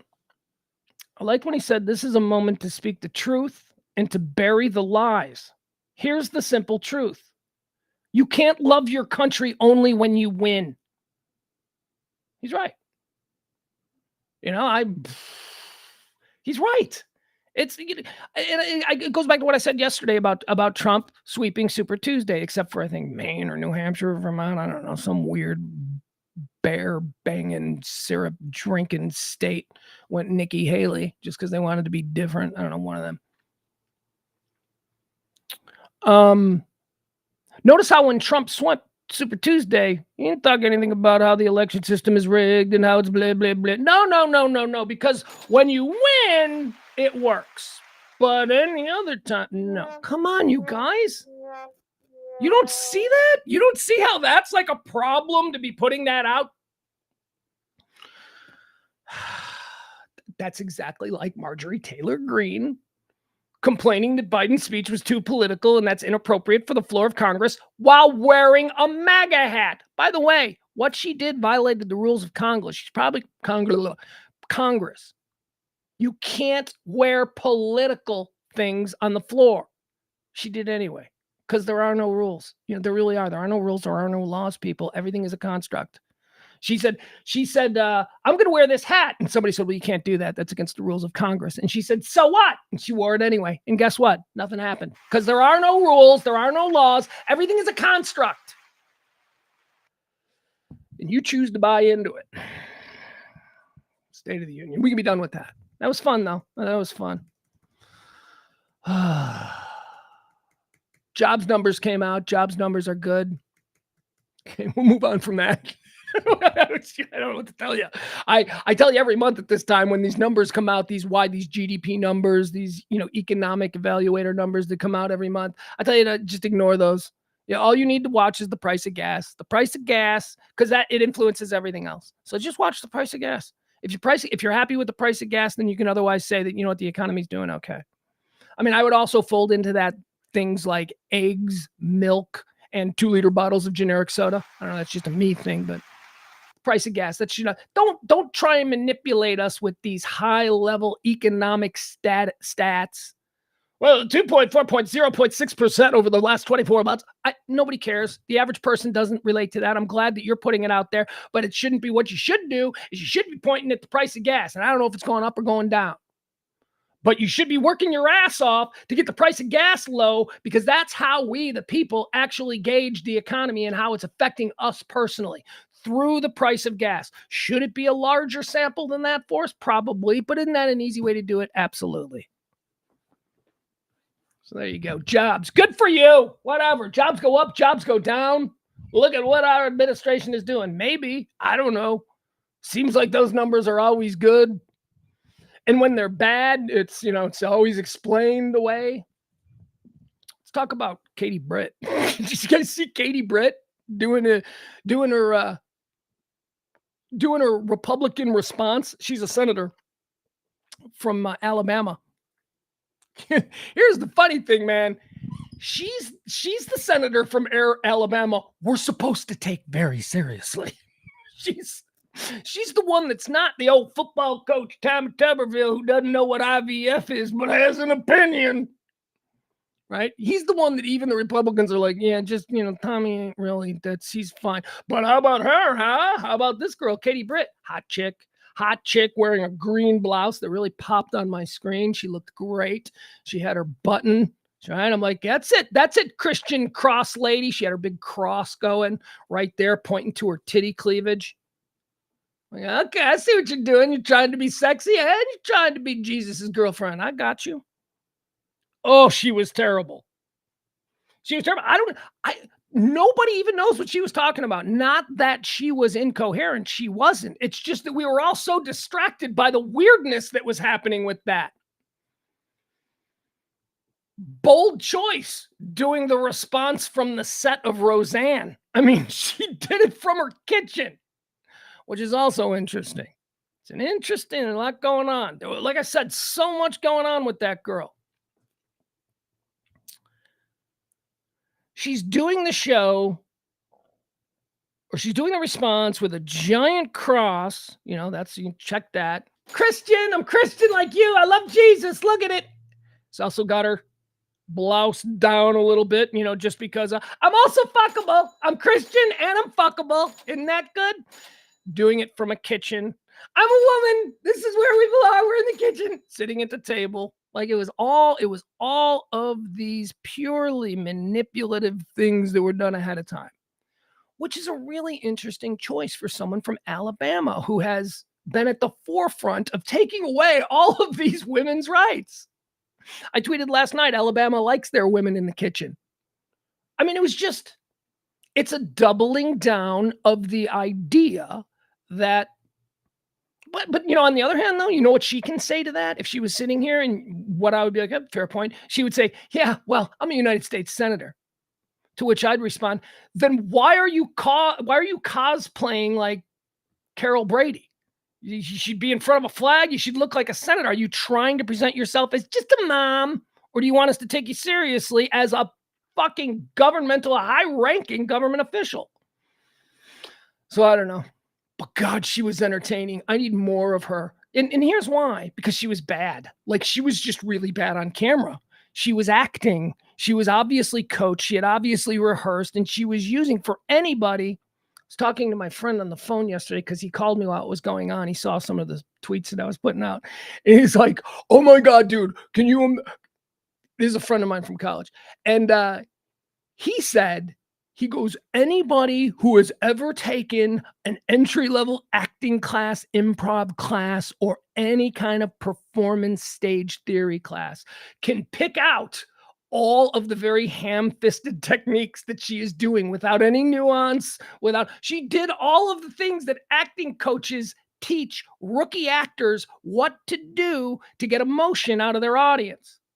Now, the thing is, they teach rookie actors how to do this because over the course of their matriculation through their theater study, they will become more and more second nature to them, these tricks and these trades. And once you make them a part of your first nature or second nature, whatever, however that works, you become invisible on screen and you become an actor.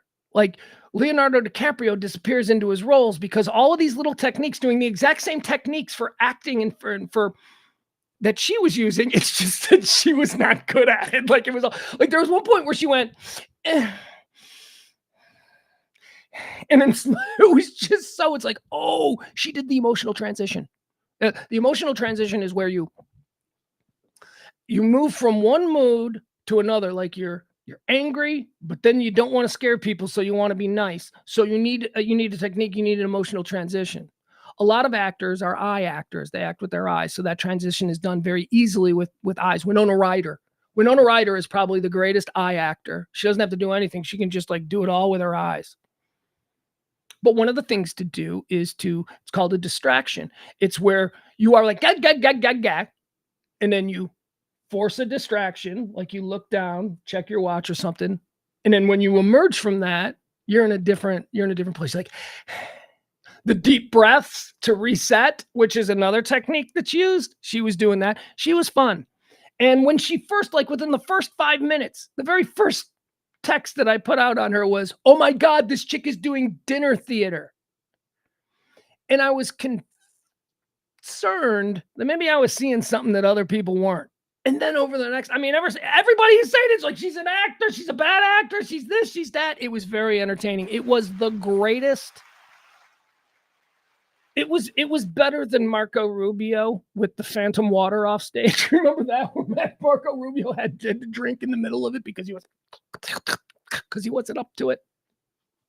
Look, now that's not to say I got to tell you, there was a certain group of person who probably fell for that hook, line, and sinker. So be very afraid of Katie Britt, senator from Alabama. I think if Trump wins, I think that's our next vice president. I think that's what that was all about. It's all about the Republicans getting a fresh face, a woman face, putting her out there. Independent soccer mom voters, man, that's big. So they put her out there hoping, and I don't know, it could work, it might not work. But I bet you, I'm saying it right here on this day. Remember, I said this. I think she's going to be Trump's vice president. Katie Britt, there you go. George Santos is back too. A lot of this stuff. I know we don't do politics on the show, but there's a lot of politics because of the State of the Union or a lot of like politically adjacent stuff. George Santos is going to be running for Congress again. Can you? How crazy is that? I guess there's no mechanism in place to stop a guy who just got kicked out for being unethical to run again. He's back, as the headline says. George Santos announces a run for Congress in a totally different district. He's just going to a different district. I don't live here, but I'm going to represent you. Remember, it used to mean something that the person live in your district and understand the no, not anymore. Now you just need to be an Instagram celebrity, and you can pretty much move anywhere and run for Congress. Some reboots are great. The relaunch of Doctor Who in 2005, massively expanded the show's audience around the world, and television series like The Mandalorian brought the Star Wars universe to a whole new generation of fans. Others are like when Hollywood inexplicably attempts to remake an Audrey Hepburn movie. Just don't. And then there's George freaking Santos. Oh, and by the way, I want to point this out as someone who considers Audrey Hepburn to be the most beautiful woman who's ever lived. That's a compliment. That's a compliment to Audrey Hepburn. Like, you can read that and be like, it's like when Hollywood inexplicably attempts to remake any Audrey Hepburn movie. Just, period, don't, period. They're not saying, like, don't make an Audrey Hepburn movie because Audrey Hepburn movie sucked. What they're saying there is, don't try and remake an Audrey Hepburn movie because she's so iconic. Those roles are hers and should not be played. I just wanted to point that out because I'm very protective. My girl, Audrey Hepburn. My opinion, the sexiest woman to ever live. Most beautiful woman to ever live. She's got that neck thing. I love the neck. I'm a neck guy. I like a long neck. I like to kiss the neck. I like a long, sexy neck. And then I also like when you wear something on your neck. Like, remember when chokers were big? Oh, I was such a sucker for a choker on a long neck. Good Lord. All right, so George Santos, back to him. Who cares about my peccadillos? The guy who lied so often that my attempt to chronicle those lies in 2003 barely lasted a day before it was outdated. He was expelled from Congress in December after a damning ethics committee report, and one of his fellow Republican congressmen accused Santos of defrauding him and even his mother. A special election in February for Santos's replacement in the New York 3rd was won by Democrat Tom Suozzi, and Santos couldn't resist the spotlight of Thursday's State of the Union. He showed up, insisting on taking advantage of the floor privileges afforded to former members of Congress. Okay, did you know about this? I didn't know about that either, but it was pointed out twice to me. Well, there's this situation where Santos was there, and he's not a member of Congress. He was kicked out for being a D-bag. He was fired from Congress. And then Judge Kennedy of the Supreme Court was there. The Supreme Court all sits together in the first row, and the job of the Supreme Court at the State of the Union is to be rocks.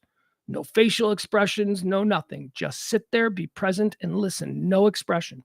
So you look at them, they're front and center. But in the second row, right behind the Supreme Court justices, was Justice Kennedy. He retired. Katana Jackson is, who took his place. He's sitting right behind Katana Jackson. And he's wearing the black robe. Like, I'm like, that's crazy. So if you're a former congressman of any kind, you have a seat guaranteed to you at the State of the Union. Well, even ones who are kicked out for being scumbags get that privilege, I guess. And George Santos took it. So he showed up last night. And he moved right down to the front and sat down. He's like, rack, rack, rack. And then they had to move him. And I would say that's embarrassing, but that dude is shameless. There is nothing that can embarrass him. So he was escorted by, whoever runs the show there, the pages or whatever. He was escorted out of an area that was considered premium seating and moved all the way to the back. But he did that as a publicity stunt because he's announced that he is going to be running now in the New York 1st. He was formerly in the 3rd. He's just going to move over a couple districts. The New York... he says, here's what he tweeted. Tonight I came to the State of the Union with an open mind and heart because I believe in the great idea that is the United States of America. This is George Santos saying this. We know all that we know about him. Listen to what he thinks he can pull off on Twitter. Is there somebody reading this going, George Santos really loves America? Or can everybody like me go, God, this guy is incorrigible. He's shameless. He just won't go away. He's acting like none of that happened. That's shameless. That's a superpower. I wish I had that superpower. I wish I could be shameless. He says, I just witnessed a weak, frail president deliver spinning lies to the American people. See, they don't have their story straight. George Santos, he saw a weak and frail president. Sean Hannity went on immediately after it and said he saw a guy who was way too amped up and going way too fast. Which is it? It doesn't matter. There is no honesty there. It's just, what can we say that people won't like about us? People won't like it. And so that's it. So get your story straight, guys. He goes in to say, I have made several personal, by the way, this is George Santos. This is his announcement that he's back. All right. He says, I just witnessed a weak, failed president deliver spinning lies to the American people from inside the chambers. Oh my God. Could you imagine doing something terrible inside the chambers? This guy, see that this guy is like, wait a second. Now it's a guy who was just kicked out for endless ethical violations. Now you're talking about the appropriateness and inappropriateness of the president of the United States speech and how it meshes with the decorum of this august body. Oh, stop it, you fool. I just witnessed a weak, failed president deliver spinning lies to the American people. I've made several personal sacrifices in the name of serving the American people. I have made several sacrifices in the name of serving the American people. George Santos said that. My promise is that I will never back down because of my love for this country. Oh my God. Are there people out there who are going, I might give him another chance? And then the next question I have for you, do you vote for the same people as that person? That person who was reading this, that fucking moron who reads this George Santos thing and goes, I think he deserves a second chance. He seems like he's a good guy. And he says he loves America. Nobody loves America more than George Santos. Okay, that guy who has that reaction to it. Do you vote the same way as that guy? Because if you do, look in the mirror, man. Use your head. Nobody should be voting for George Santos. New York hasn't had a real conservative represent them since I left office. You're a crook. You're a criminal crook. You're not a conservative. There are good conservatives out there. You're a criminal crook. Thanks to Rhino Empty Suits, I'm going to, after a lot of prayer, oh God, listen to this, George Santos. After a lot of prayer and conversation with my friends and family, I have made a very important decision that will shake things up. Tonight, I want to announce that I will be returning to the arena of politics and challenging Nick for the battle over the New York First. I look forward to debating him. Oh, I bet you he looks forward to debating you too. I would love to debate George Santos. You see, because George Santos thinks that the way to win is the brilliant way that Trump dominated debates. Trump dominated debates by not playing the debate game. Everybody else on the debates were like, very stuffy. And I want to say to the American people. And Trump was like, shut up, stupid. You're fat. That's what Trump did. That's why people went, okay, all right, this is different. Santos, is kind of going to do that same thing. A number of people have done that. The level of decorum has been lowered so drastically. Everybody is doing the same thing now, at least people on that side of the thing. And that's what Santos will do, because he probably expects that the guy he's going to go up against to be that old school guy. No, they're not going to play that anymore.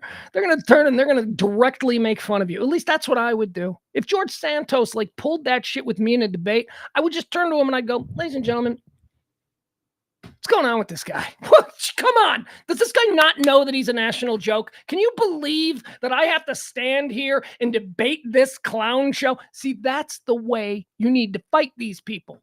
But we don't. These people don't get fought that way. What they do is they get this. This is how people respond to that bullshit. Well, I think that's a highly inappropriate way. Can we have some order? Oh, shut up. Wheels are off, dude. Let's go. Let's throw hands. That's what debates are now. I don't know if it's better or worse. It's what they are. So anyway, you'll get a chance to, I'm telling you, I look forward to debating him. Oh, I'm hoping that he's looking forward to debating you, because I know that I would love to debate George Santos. Why? Because you don't need to know how to debate. You need to know how to shit talk. And I can shit talk with the best of them. So let's go, Georgie.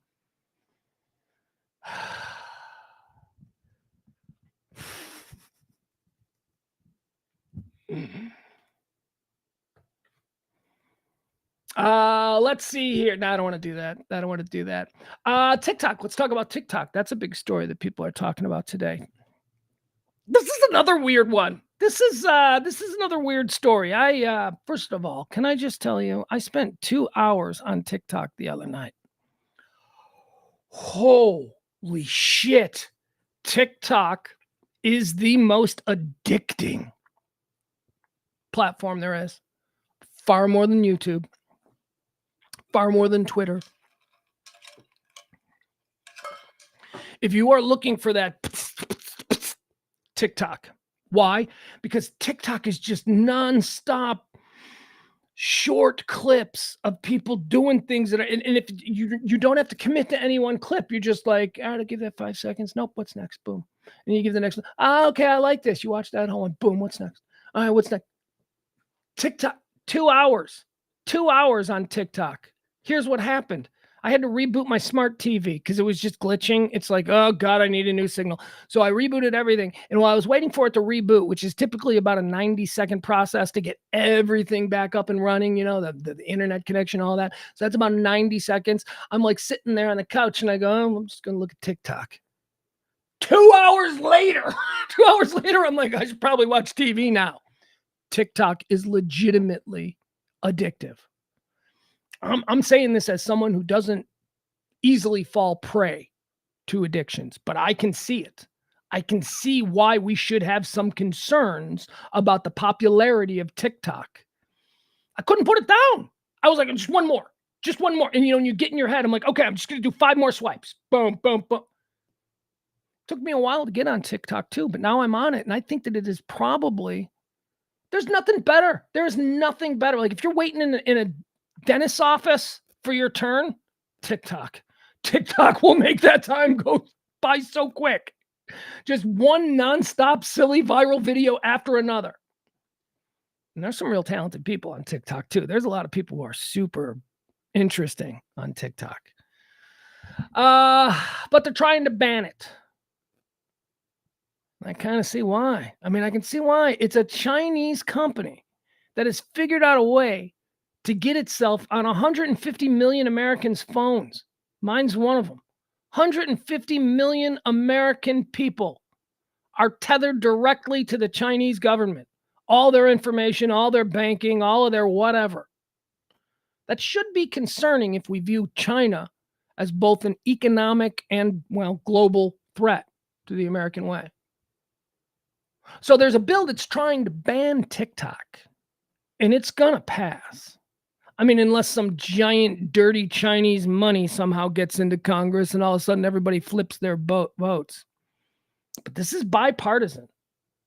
By the way, oh God, Trump is railing against this. It's a bipartisan thing to ban TikTok. Trump is on the other side of it. Trump just this morning is like, we can't ban TikTok. You ban TikTok, it's just going to make Zucker Moran or whatever you call him, Zucker or something. It's just going to make Zucker, he didn't call him by his real name, Zuckerberg, but he called him like, it's just going to make Zucker more money because people are going to go there. So Trump doesn't want us to ban TikTok. On this day, the 3rd of March, or the 8th of March, 2024, Donald Trump is telling everybody, do not ban TikTok, as it's going to come to a vote on the floor. Do not ban TikTok.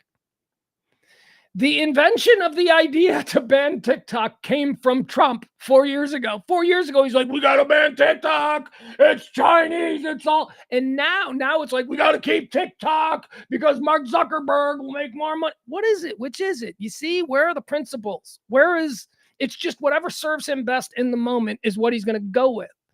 That's my biggest problem with him. He's obviously just self-serving and narcissistic. He doesn't give a shit about us, but he's convinced you that he does. And he's going to leave you high and dry in the grand tradition of carpetbaggers.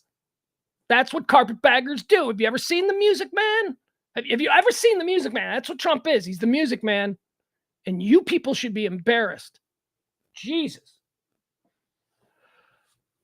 He wanted TikTok banned. Now all of a sudden it's like, TikTok's good. So here's the story that's happening today. A House committee unanimously advanced legislation that would force ByteDance to divest the social media app TikTok Despite congressional offices being bombarded with calls from TikTokers who were urged by the platform to call their representatives to protest the bill. Now, isn't that interesting? We are worried, we are concerned about the undue influence of the Chinese government and their hold over ByteDance, the parent company of TikTok. We are concerned that China, now having access to all of our phones, could have, as I said, undue influence.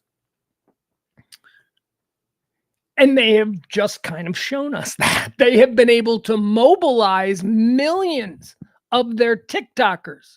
American citizen TikTokers have been mobilized by the Chinese government through messaging on the device to call their congressmen and tell them not to ban TikTok. This is exactly what the Congress is concerned about.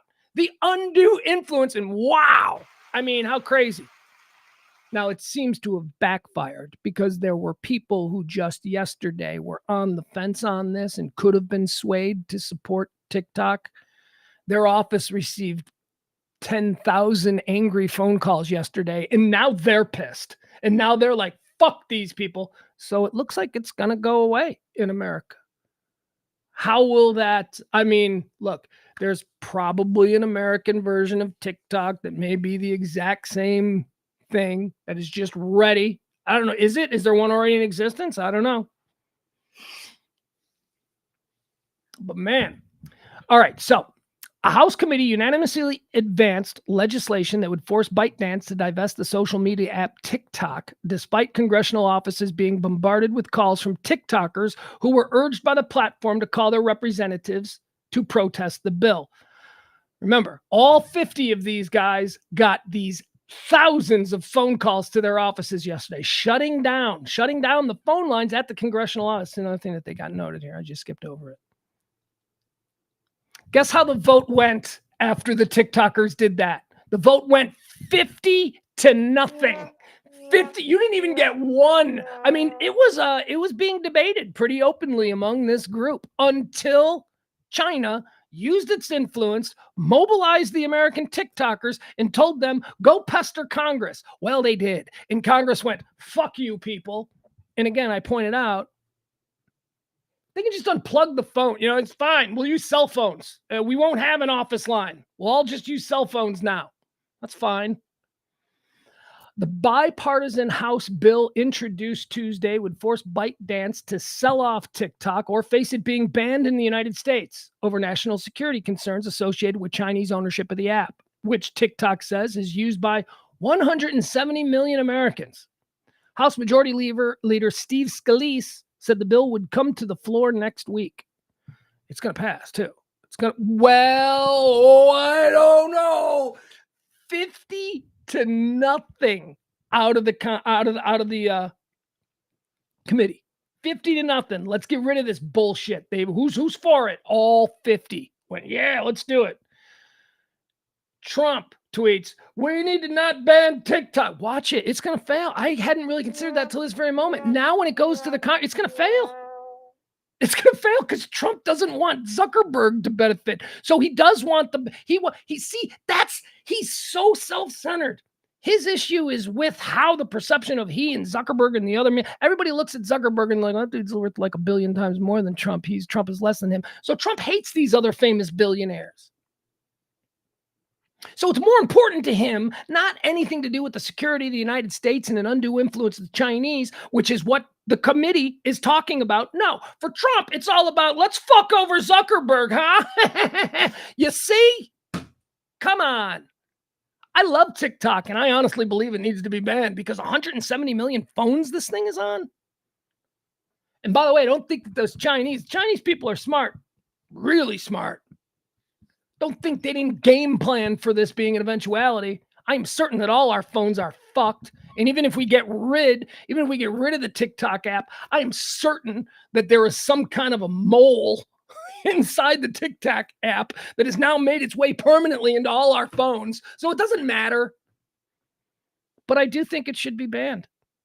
And I do think that a great example of why it should be banned is the response from thousands, hundreds of millions, actually, it says millions of TikTok users who engaged in this harassment, this 48 hours, actually, it says 48 hours of harassment of Congress leading up to this vote. It's undue influence. And again, I love TikTok. I think it's the greatest thing ever. But okay, so let's get rid of it because it's Chinese. Make a new thing, TikTok. From I think that's a porn site, TikTok. I think that's something different. But let's do an American version. There could be an American version. You can't just rip them up. Yeah, we can. We do that with everything. We rip off everything. Or just do something maybe a little bit different. You tell me that Threads is all that different than Twitter? There can be another TikTok. It can be American TikTok. If I'm going to let anybody weasel their way into all of my sad personal finances and all that stuff that I keep on my phone, I'd rather have it be the United States government than the Chinese government. Actually, strike that. No. I think I actually would rather have it be the Chinese government than the American government. The American government can easily come get me for something and decide that I'm an enemy of the state. I don't want them in my phone. The Chinese government ain't gonna give a shit about me because there ain't nothing there for them. It's like, this guy has $130 in his bank account. All right, let's throw him in the screw. We don't need to screw with him. He's got nothing to offer us. So maybe I would rather have China be in my phone than America. Stormy Daniels has a new is this a multi-piece documentary that they're gonna be doing on Peacock? Peacock. I don't like Peacock. I'm sorry. Well, here's my thing. Again, complicated relationship I have with Peacock. Peacock's got a lot of content that I'm interested in. Peacock's got a lot of stuff that I want to watch. Peacock has commercials. I can't do that. Do you know that I have not watched Amazon Prime since they started adding commercials? I cannot get over the fact that you're charging us a monthly subscription to access this catalog of shit that you already have because you've purchased these studios over time. You already got all of these movies and shit. And we've said, oh, that's interesting. You've got all these movies. Would you let me watch them? And you said, sure, you can watch them. And then we said, well, how would you do that? And they said, well, you just pay a monthly subscription and you can just watch them. And we were like, no commercials? And they're like, no commercials. You're paying a monthly subscription. And we enjoyed 10 years of that. But of course, it's America. I'll point out again, a pyramid scheme of a nation. So we figured out a way to slowly take us away from that. So now they're going to collect, and they are collecting, a subscription fee as well as an upcharge if you want to get rid of those commercials that you were promised you would never have to deal with if you paid the original subscription fee. American democracy and capitalism at work. Hate that. Peacock sucks. I'm like, dude. Although I kind of get Peacock because isn't Peacock trying to be like, I don't pay for Peacock, I don't think. Do I? I don't know. I don't know how I got access to it. Oh, yes, I do. Yes, I do. Because my mom. Because my mom has like all the cable channels. So I access through. I'm just saying. Not the only person on the planet that does that. What are we talking about? Peacock. Like The Office. I have slowly started rebinging The Office over the last few months. But I don't binge like 3 episodes of The Office every night because of commercials, because it's Peacock, and it bothers me.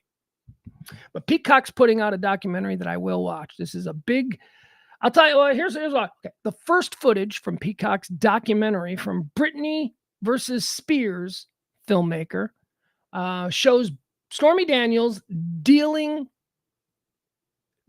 That is a headline. The headline for the Hollywood Reporter has a typo. The headline is missing a word because they don't hire editors anymore because computers can do it. I'll read it to you. This is how the headline is written. Well, actually, the headline is Daniel's chaotic life battling Donald Trump. And then the subheadline is the first footage from Peacock's documentary from Britney versus Spears filmmaker shows Daniels dealing the hounding press. I think you're missing the word with. It should be Daniels dealing with the hounding press. But no, Hollywood Reporter just went, Daniels dealing the hounding press. All right. I can't even tell if she's hot or not. Is she hot or does she just look like a beat up old? What does she look like? What did she look like? Did she do porn when she was younger? I don't know who she is. I never knew who Stormy Daniels was. You ever heard of Stormy Daniels? before this whole thing. Maybe some of you big old perverts did, but I've never heard of Stormy Daniels. Here's why I knew. The porn stars I knew were the ones that we interviewed, were the ones that were put in front of us. And Riley Reid. That's it. Those are like, because I guess she was like the biggest porn star, right? Is she still? I don't know. Who's like the LeBron James of porn right now? Is there one? Is it still Riley Reid, or is that 10 years ago? Peacock has released the first trailer for its Stormy Daniels documentary, which reveals plenty of never-before-seen footage showing Daniels' roller coaster life amid her legal sparring with Donald Trump. Every time I stood up, I got kicked down even harder, and I hit the rock bottom, Daniels says in the trailer below. Is there a trailer? Let's watch the trailer. Let's just watch the trailer. Let's see what this is about. All right. Hold on. Wasn't prepared for this. It's going to take a moment. Bear with me. She's got big giant hoots and long blonde hair. I mean, she's kind of, how old is she? What is she, like 50? What is she? I mean, she looks good. I mean, she looks, but she also looks a little bit rough. That's all I'm saying. All right, here we go. Let's see. Where is this? Stormy Daniels doc. Didn't realize that there was a trailer attached to this, but we'll go to it. Let me see where it is. How are you guys doing today? Happy Friday. What's the weather like? Is it hot? Is it cold? That's an ad. Oh, there we go. Okay. Let's see. We'll see this. Boop, boop, ba-doop, boop, ba-doop, boop, boop, ba-doop, boop, ba-doop, boop. Yeah, I'd rather watch it on YouTube, even though YouTube's going to make me watch a commercial. Oh, YouTube didn't make me watch a commercial. How lovely. Here we go. I don't know. As I scroll down this page, I'm seeing more pictures of Stormy Daniels, and I'm going, maybe she's okay. Maybe you know, I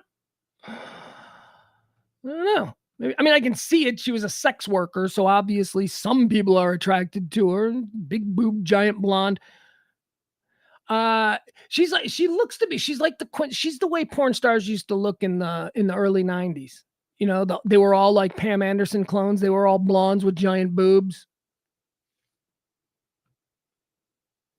All right, let's see what's going on here. Let's watch this. All right, let's check it out. I haven't seen this yet. Here is the trailer for the Stormy Daniels documentary coming to Peacock.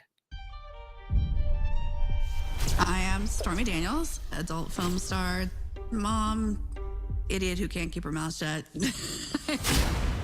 I'm a registered Republican. I make the joke I go both ways. When I met Trump, he had told me he never wanted to be president, but then Trump got the Republican nomination, and that's when got real. All I had to do was sign this piece of paper to keep it quiet. Stormy, did you touch Donald Trump? There was press in our front yard. They're beating on the door. Our daughter answered it, and someone shoved a camera in her face. What the are you doing? I was terrified. People showing up, trying to bring guns in, knives in. You just signed your death warrant. I had just had it.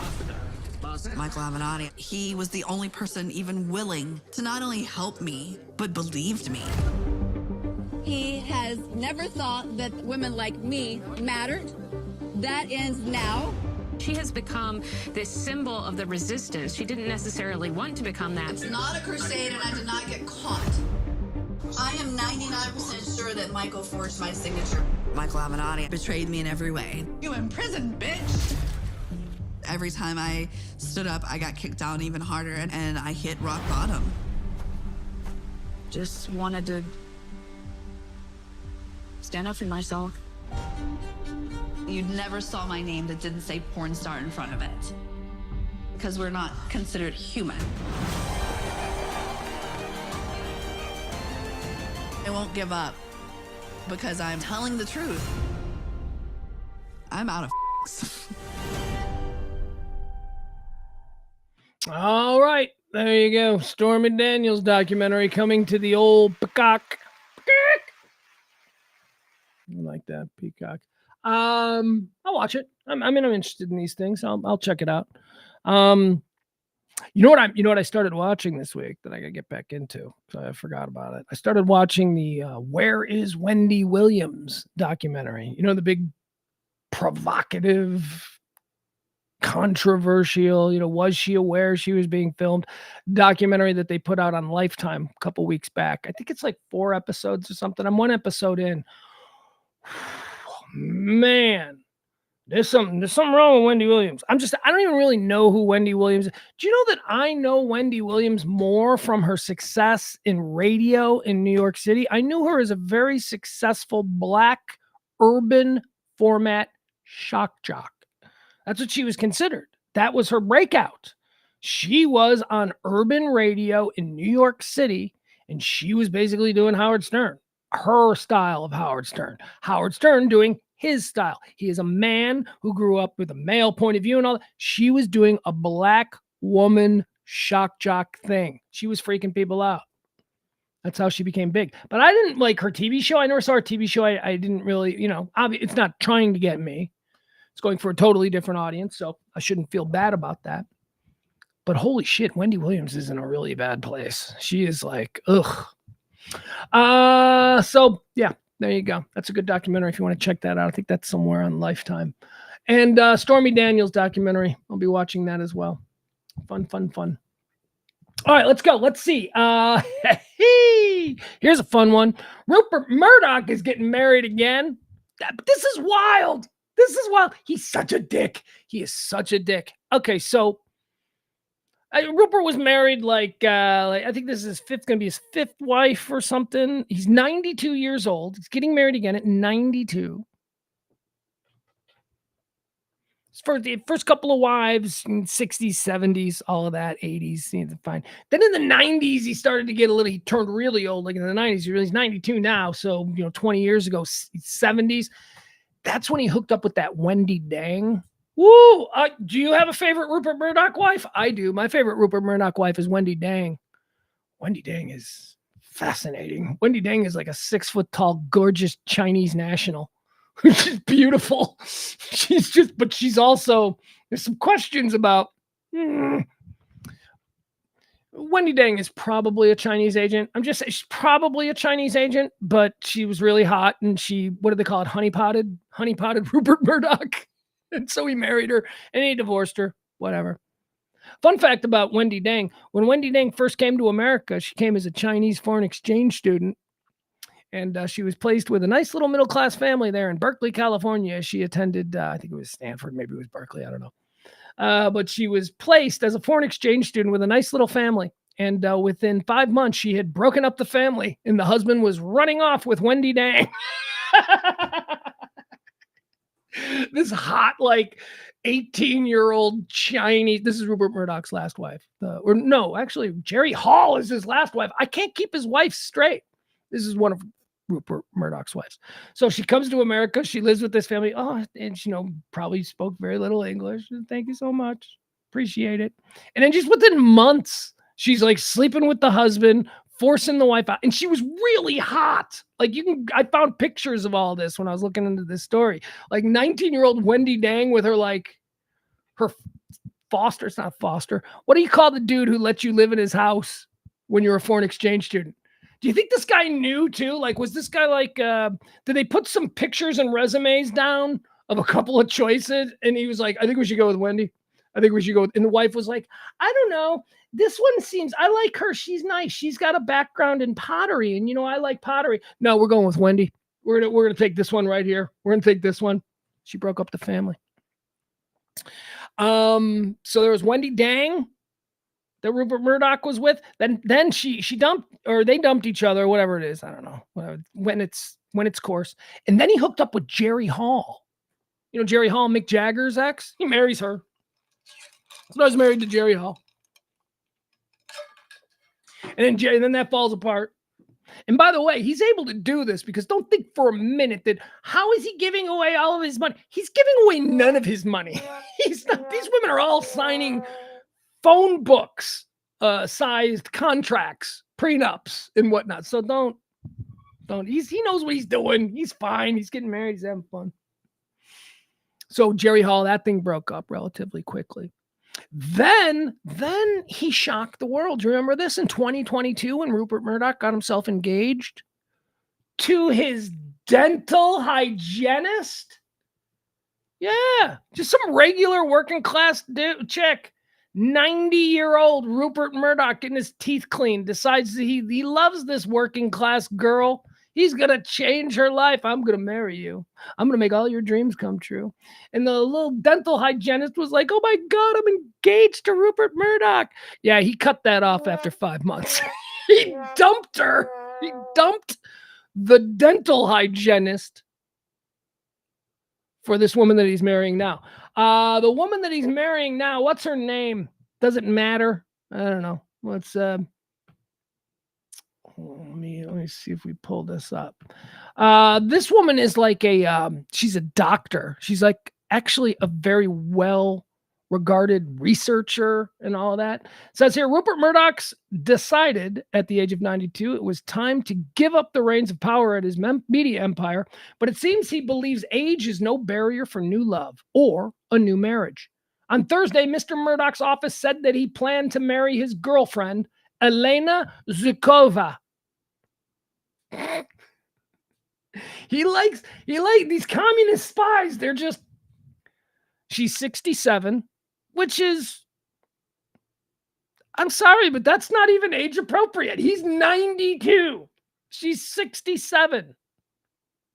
25-year age difference. It's not appropriate. Let's see. It's fine. She's an older woman. I don't think age means anything once you get past your peak sexual years. Once it's just like looking for someone to hang out with, it's not important. I mean, unless they're under 18, then it's, you know what I'm saying. On Thursday, Mr. Murdoch's office said that he planned to marry his girlfriend, Elena Zukova, a retired molecular biologist whom he started dating this past summer. The nuptials, scheduled for June, would culminate a topsy-turvy romantic journey to a fifth marriage for Mr. Murdoch, whose personal dramas have frequently made him the focus of the tabloid gossip industry, one that he helped create. After he divorced Jerry Hall, the model and ex-wife of Mick Jagger, in the summer of 2022, he became engaged to Anne Leslie Smith, a retired dental hygienist. This was in the spring of 2023. But then he abruptly broke off that engagement. This dental hygienist is she spent months going, I can't believe how my world is going to change. And then, he just went, sorry, toots, g'day. And Rupert got out of there. So now he's with this Zukova lady. And you're like, well, it's good that he can find love. Here's a little fun fact, though, about this Zukova lady. So this Zukova lady that he's married, remember, he was with a dental hygienist who had nothing. But now he's marrying this retired molecular biologist, Zukova, who is the ex-wife of a Russian oligarch who's worth $50 billion. So she went from she must be really hot and smart and interesting. She went from a Russian oligarch worth $50 billion to Rupert Murdoch, who's probably worth maybe 50 million, probably a little less than, I don't know what, probably less than that, I would think. But I don't know. I could be wrong. I got to do it. You know what? Because I'm thinking about the fracturing of his media empire, and I don't know what let's find out what his Rupert Murdoch's net worth. Let's see what they say. Hey, 18 billion. He's only 18. Wikipedia. Keith Rupert Murdoch is an Australian-born American business magnate, investor, and media proprietor. Well, say the number. He's okay, 18.9 billion. Okay, so Rupert Murdoch has less money than the man that she was married to. So, she's taken care of, and he's probably not in it for the money. But what kills me is that he had a dental hygienist who was probably living on, savings because she's retired. He had a dental hygienist, and he's like, no, sorry, g'day. I'm going with the lady who's got 50 billion. By the way, the daughter of this woman, so this woman who is now getting married to Rupert Murdoch, who was previously married to an oligarch, has a daughter with that oligarch who is now married to another oligarch who's worth $100 billion, claims to be worth 100. Jesus. So think about that. This woman Rupert Murdoch went from being engaged to the dental hygienist, who probably everyone in her family was like, oh my God, Rupert Murdoch, to being engaged to a woman who all of her people in her family are like, you could do so much better. I mean, it's obviously not for the money. It's not for the money. This woman he's marrying comes from the woman he's marrying's daughter has more money than Rupert Murdoch. The woman he's marrying's daughter has a daddy who's worth 50 billion and a husband who's worth at least that or more, as the story goes on to say. So I don't know. It's just weird. Money people. I just feel terrible for the dental hygienist who was just so close to the brass ring.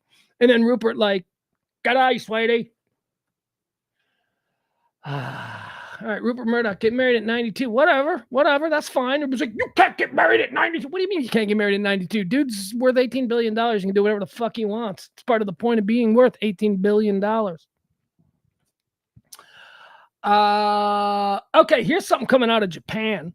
Fucking weird. It's like a weird story. Listen to this. I'm just gonna read you the story. By the way, I want to keep an eye on where's Byron at?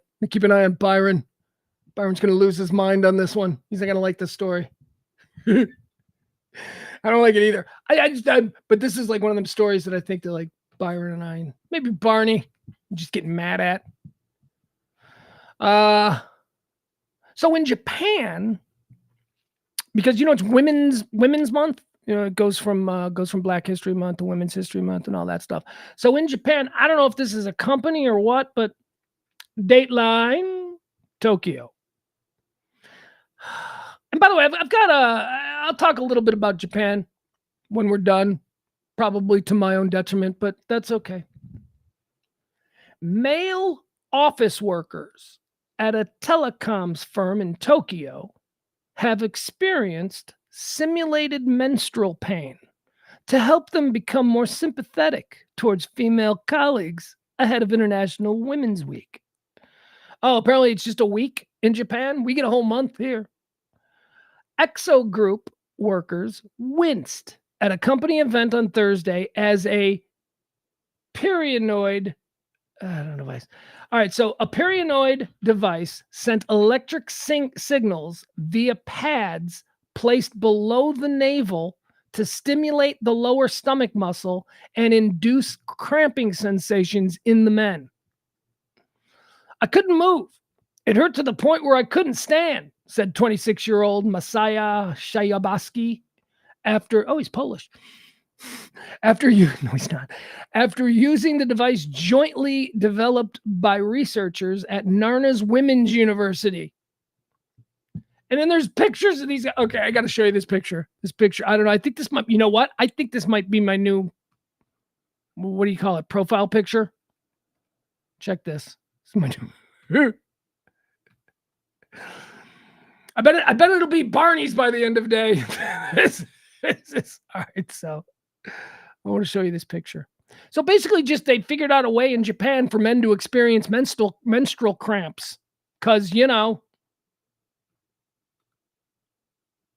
that's I don't know about you, but as a man, that's something I've always been interested in. Actually, that's not true. You know what I'm interested in? You want to know what I'm really interested in?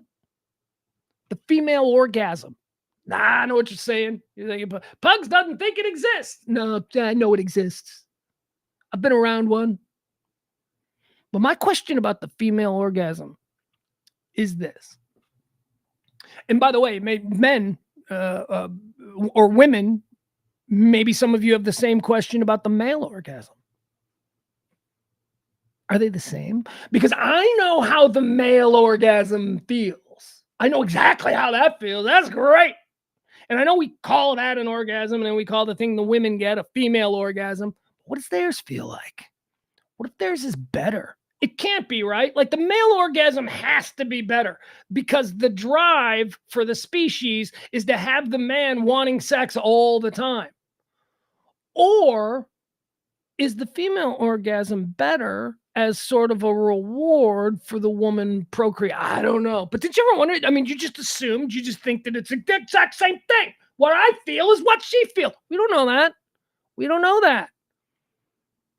I don't know. Just never mind. We'll move on. Anyway, I want to show you this picture. So here's a dude in a Japanese office feeling menstrual cramps for the first time. Ladies and gentlemen, I give you Masaya Shibayaski.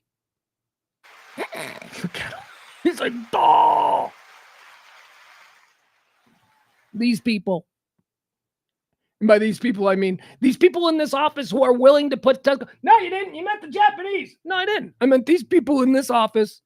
These dudes who are like, if I'm in an office and they're like, hey, who wants to experience cramps, menstrual cramps? Any of you boys curious? Like, hard pass. I'm not even remotely interested in that. I mean, I'd stand up and I'd go, hey, any of you ladies want to know what it feels like to get kicked in the nuts? Come see me after lunch. What we don't need to understand that women go through things during this process and to be able to conjure the empathy for it. I don't think it's important for me to feel the exact pain. It's absurd. It's like crazy. Japanese, man, they do these things over there. I've long had a theory on it. This is, look, whether we're talking about the soiled panties that you can buy in vending machines, yeah, that's a Japanese thing. Whether you're talking about anime, like some of the weird, no, I don't want to get into that, but there's a whole bunch of weird, like sex animation and stuff that they do over there. They sleep in drawers. Remember that one? Japanese people sleep in drawers. Like they have just these things at bus stations that look like the storage area of a county coroner, where they open up the drawers and they got those. People in Japan, they sleep in those like businessmen on the go. They don't need a whole hotel room. Just a coffin in like a coroner's office. So they got that. And now they got these dudes going, I want to try menstrual pads. I'm telling you.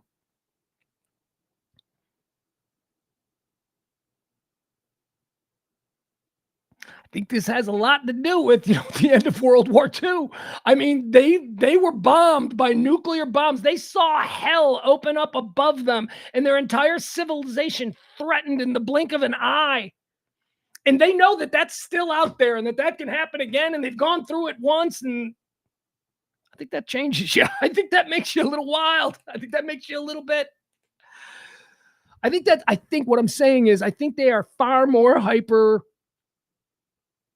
geared toward weird and explorative sex than maybe the uptight West is, because they've seen hellfire rain down from the sky and their entire city flattened. They know how precarious existence is. And they're like, what the best thing about being alive? Orgasms, so they get into like really, maybe that's it. They are the only people on the planet who have been bombed in such a way, who have been decimated, who have felt the blunt force of a nuclear weapon. Might explain the soiled panties and the sleeping in drawers. I don't know. I'm just saying, people have these experiences and it shapes who we are. All right, that's it. Japanese menstrual cramps. They're doing that. Anybody interested in so I'm interested in this. I'm really interested in this. I don't know if it's going to happen. But it seems like everywhere I've lived, there has been this story looming just on the horizon. It's coming.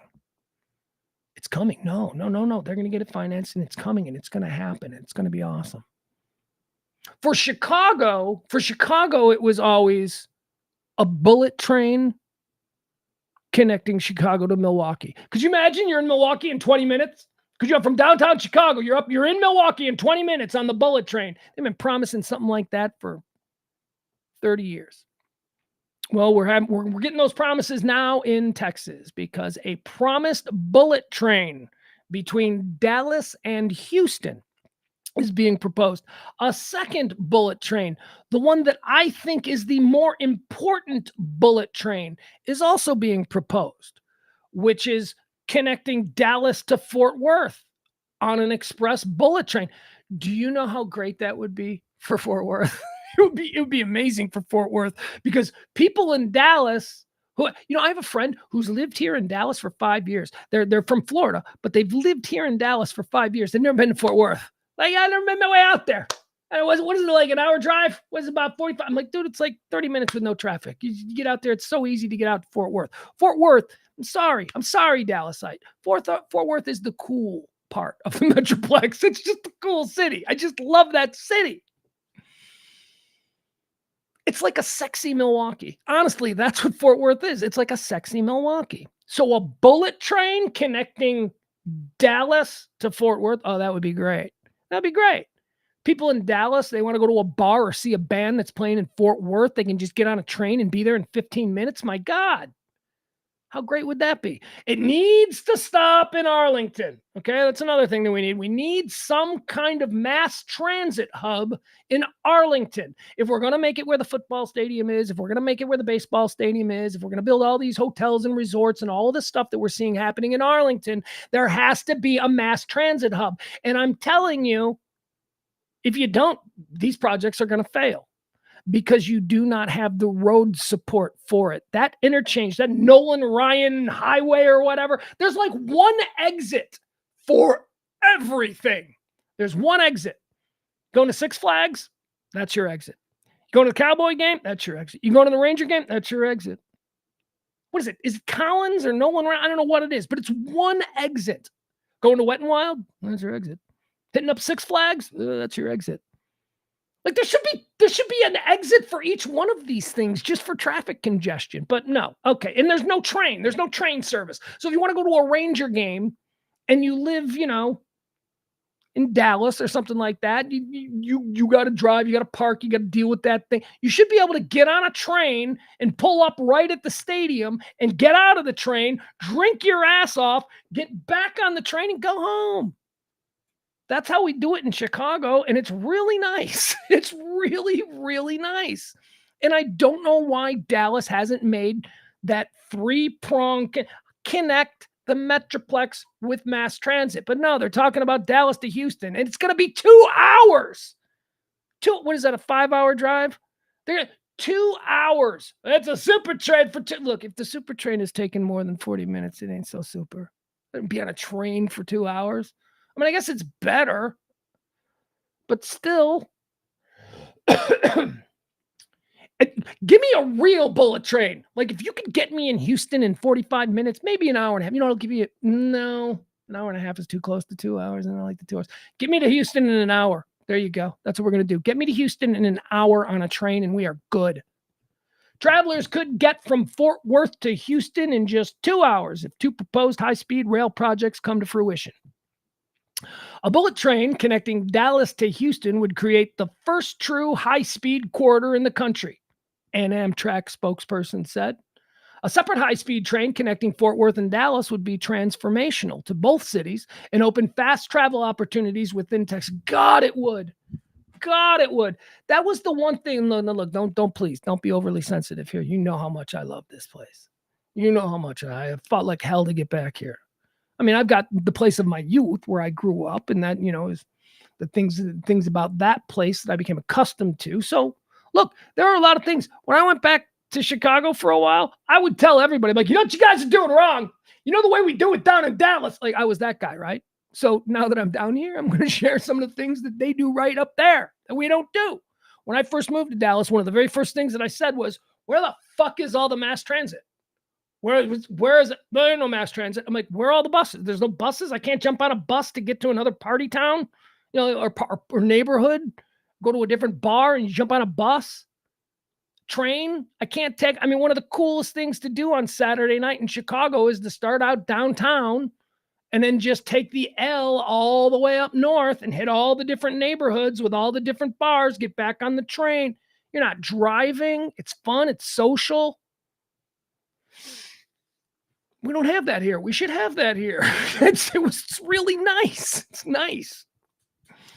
A separate high-speed train connecting Fort Worth and Dallas would be transformational. Boy, would it. Imagine people in Fort Worth who live in Fort Worth could get down to see a band in Dallas, can get down to see a show. They get down to do a restaurant in Dallas on a Friday night without having to invest all of that time and energy and worried about, I'm done drinking. I got to drive back to Fort Worth. Would it be nice to just be able to experience both of our cities, Dallas and Fort Worth, with ease instead of it being kind of a drag, which is what it is. It's a drag. You live in Dallas and somebody says, you want to come to my party? And you're like, yeah, I'll come to your party. And then they say, it's in Fort Worth. The guy in Dallas is like, I'm going to have to find a way out of this. Because it's not difficult. Because, it's our sister city and we're here in the Metroplex. It's not just on the other side of the Metroplex, so it's not difficult. but it's not as convenient as it could be or as it should be for the growth of the Metroplex. Hell, now, you know what we need? We need the high-speed rail to connect Dallas and Fort Worth with, of course, a stop in Arlington, but then we also need to connect Dallas to McKinney. Like, we need one that goes all the way up 75. We need one that goes all the way up to what is in America the fastest growing population center in America. That's North Texas. That's a fact. I mean, just look at what's happening north of Plano. I mean, when I first moved here, the world ended at the Bush. The Bush had just been built. And if you went north of the Bush, the George Bush Tollway, there was nothing. There was nothing. Some rich people houses. There were some rich people houses, and then they were building that mall that nobody went to. That was a rich people mall. But that's it. There was no such thing as Frisco. There was no such thing as Little Elm. There was no such thing as Allen and McKinney. Those things all popped up. We need rail support for that too, because in order for a city to thrive and for a metroplex to fuel metroplex, in order for the metroplex to thrive, we have to be easily connected. We have to be easily connected, and I believe that it's the government's job to make sure that our citizenry is easily connected. Why? Because it benefits the entire Regency. Now, the restaurants in downtown Dallas are popping, and look at this. The restaurants in downtown Fort Worth are popping as well. But I remember when that hotel exploded in downtown Fort Worth a couple of weeks back. I never really found out what that was about, but that's not the point. When that hotel exploded back then, I was taking a Google Drive around downtown Fort Worth just to see the area where it was. I mean, we all know the area if we've been to downtown Fort Worth, but I didn't remember that hotel. And it's because it's a brand new boutique hotel. Or it's not brand new. It's actually just the opposite. It's like 1,000 years old, but it's been redone and refurbished, and it looks pretty nice. And it's a, hip kind of nice Fort Worth downtown hotel. So I'm driving around on Google Maps trying to look at the place. Everything was closed around it. Everything. I'm driving around on Google Maps, and I'm looking at the buildings across the street. For lease, out of business, out of business. Jesus, high-speed rail will bring that downtown area back. People can just go between downtown Dallas and downtown Fort Worth with a stop in Arlington for a ball game or something. Come on. A separate high-speed train connecting Fort Worth and Dallas would be transformational for both cities. Dallas city leaders support a bullet train to Houston, but express skepticism about the logistics of high-speed rail to Cowtown.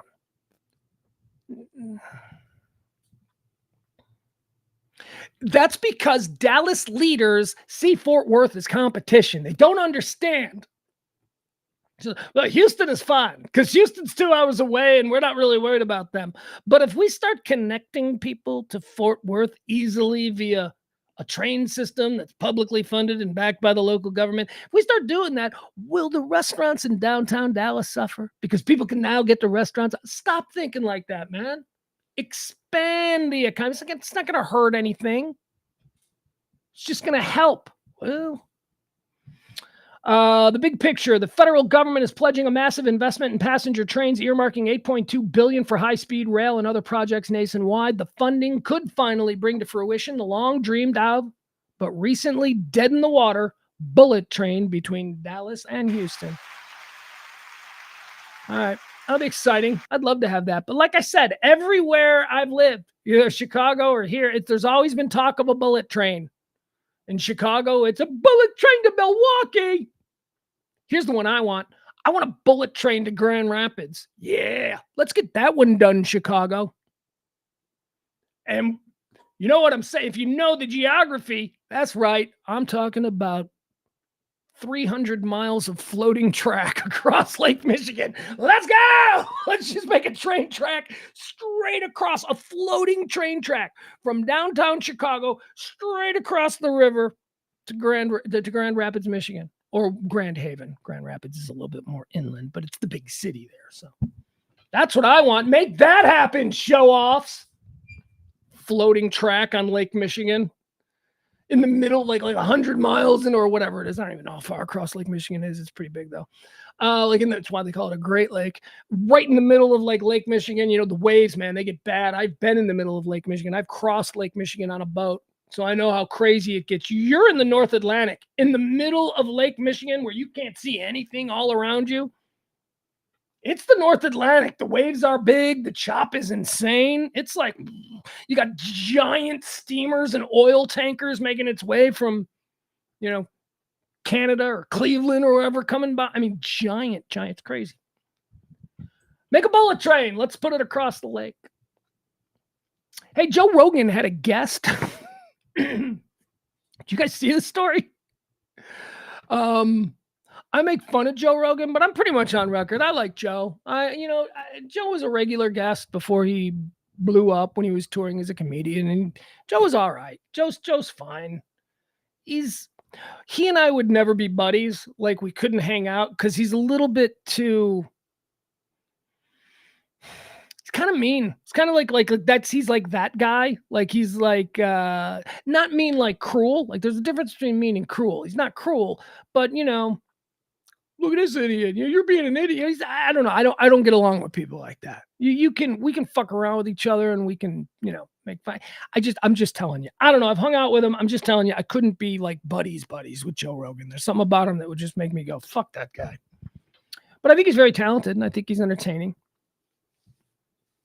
But he had a guest on recently who, I don't even know what the guest was about.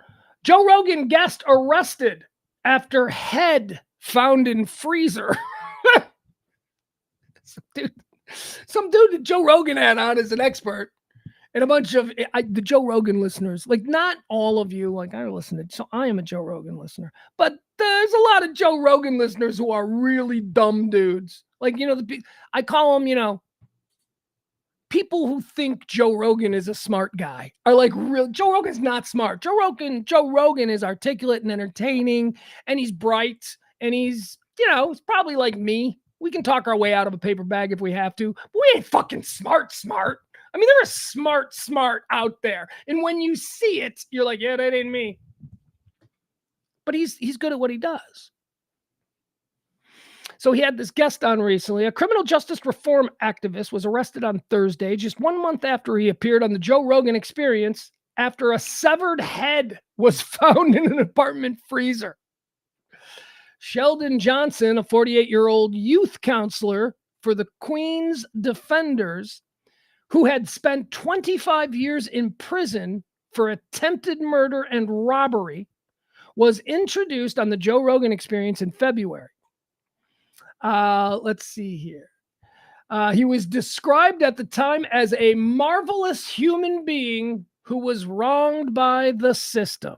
So this is the guy's story. He went to jail for 25 years and then was exonerated. After 25 years, after this man's life was thrown in the toilet, after 25 years, they finally went, DNA proved that he had nothing to do with what he was convicted of. So after 25 years, he gets out. He becomes a cause celeb.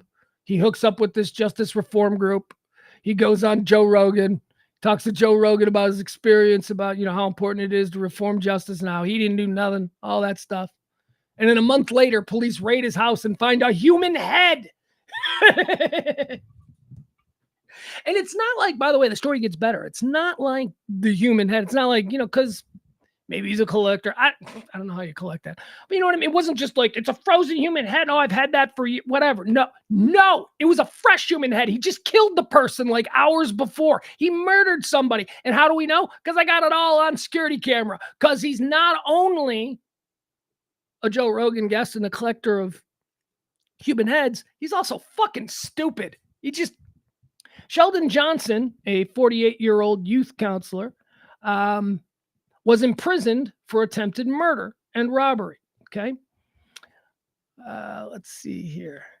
However, less than a year. Okay. So he was released from prison. He was able to, I'm just trying to jump ahead here. However, less than a year after his release from prison, Johnson was arrested in New York on Thursday after police found a severed head in an apartment freezer and a torso stashed in a garbage bin. So they found the head in the freezer and the body in the trash. The victim has been identified as 44-year-old Colin Small, who'd spent time in the same prison as Johnson and may have had beef with him.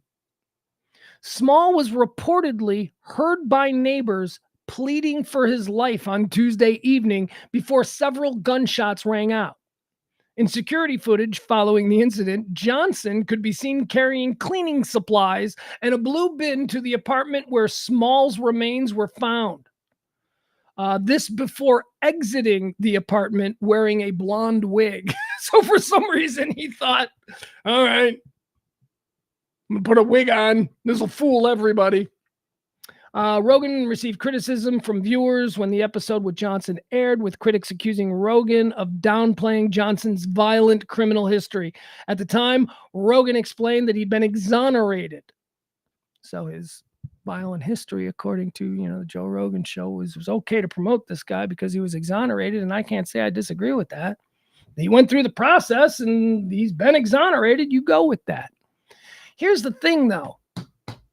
He is a murderer. Turns out he is a murderer. And maybe he did do the thing that he was, released from prison, because he's obviously fucking nuts. So there you have it. Did you get the story? So apparently the way it looks is a guy who used to be in the same prison as the Rogan guest shows up at his apartment. Police believe they may have had beef. He comes into the apartment. Apparently the Rogan guest, as a good Roganite would, gets the drop on him, and neighbors say that they hear this person, not the Rogan guest because the neighbors know him, but they hear this other person pleading for their life, and then 2 gunshots. That's wild. I wanted to do a whole thing on this and I didn't get to. That's all right. Look at us, though, 37 minutes in. I'm not tired. I still got a whole bunch of stories. I owe this to you people. I owe you.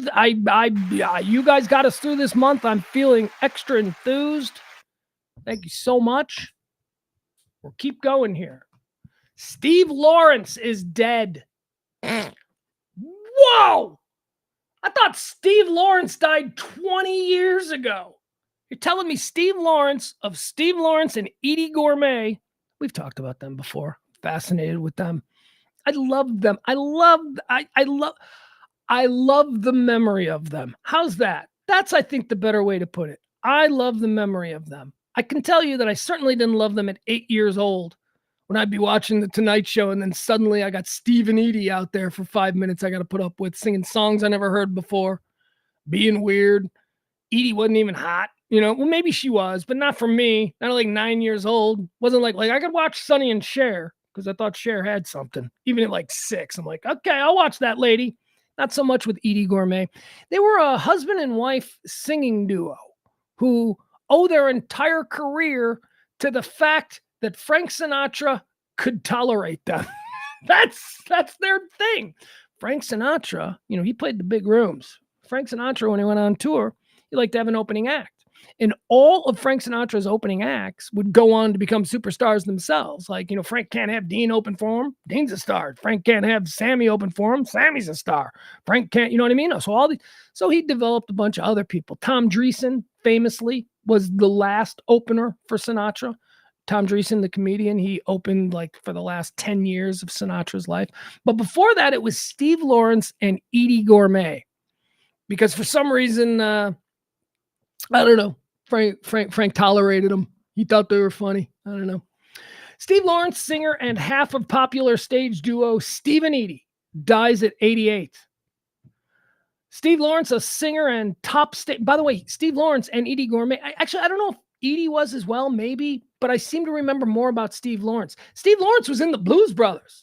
Steve Lawrence plays their manager in the Blues Brothers, in the steam room scene where he's in a towel and he's like, I'll tell you, boys, you got to get a shot. That's Steve Lawrence. Steve Lawrence did acting. He was on Love Boats. Oh, who wasn't, though? Honestly, I think I did 2 episodes of the Love Boat. Everybody was on the Love Boat. Steve Lawrence, a singer and top stage act who was also a solo performer and in tandem with his wife, Edie Gourmet, kept Tin Pan Alley alive during the rock era. He died on Thursday. He was 88. I swear to God, I thought he died decades ago. Lawrence, whose hits include Go Away Little Girl, died from... He didn't have any hits. He sang other people's music. Is that his song? Died from complications due to Alzheimer's disease. Lawrence and Gourmet, or Steve and Edie, were known for their frequent appearances on talk shows and nightclubs and on the stages of Las Vegas. The duo took inspiration from George Gershwin, Cole Porter, Jerome Kern, and other songwriters. Soon after Elvis Presley and other rock music pioneers began to dominate, Lawrence and his wife were approached about changing their style. He says, "We had a chance to get in on the ground floor of rock and roll," he recalled in a 1989 interview. "It was 1957 and everything was changing, but I wanted to be Sinatra, not Ricky Nelson." Well, our audience knows we're not going to load up on heavy metal or set fire to the drummer, although on some nights we've talked about it. Look, I don't mean to make fun of them, because honestly, these are happy memories. Like, I didn't like these people, like they weren't my cup of tea, but as I sit here and I think back on being a kid, I do smile at the thought of Steve and Edie on the Tonight Show. Well, let me see if there's an example of it. Show you what I had to sit through at 8 years old. I do know that Mike Myers on Saturday Night Live did a really funny. Hold on. How do you spell Edie, right? Edie's a different spelling. Yeah, Eydi. Okay. Is that a different spelling? All right, let's see. Steve and Edie. Is this an example of Johnny helped Steve Lawrence sing, "Love is here to stay." We'll get some Edie Gourmet on the Tonight Show. Steve and Edie sing Sinatra. Of course, they're singing Sinatra. Steve and Edie on with Joan Rivers. I'm trying to find a good example. Singer Steve Lawrence, half of the duo Steve and Edie, dies at 88. Yeah, we know about that. All right, let's see what this is. This comes to us, Tonight Show Classics. Okay.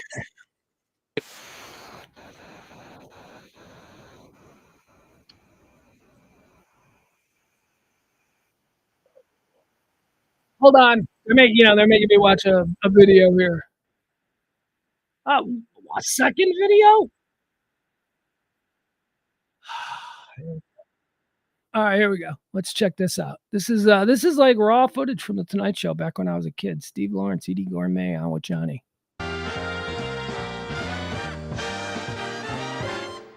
Yeah.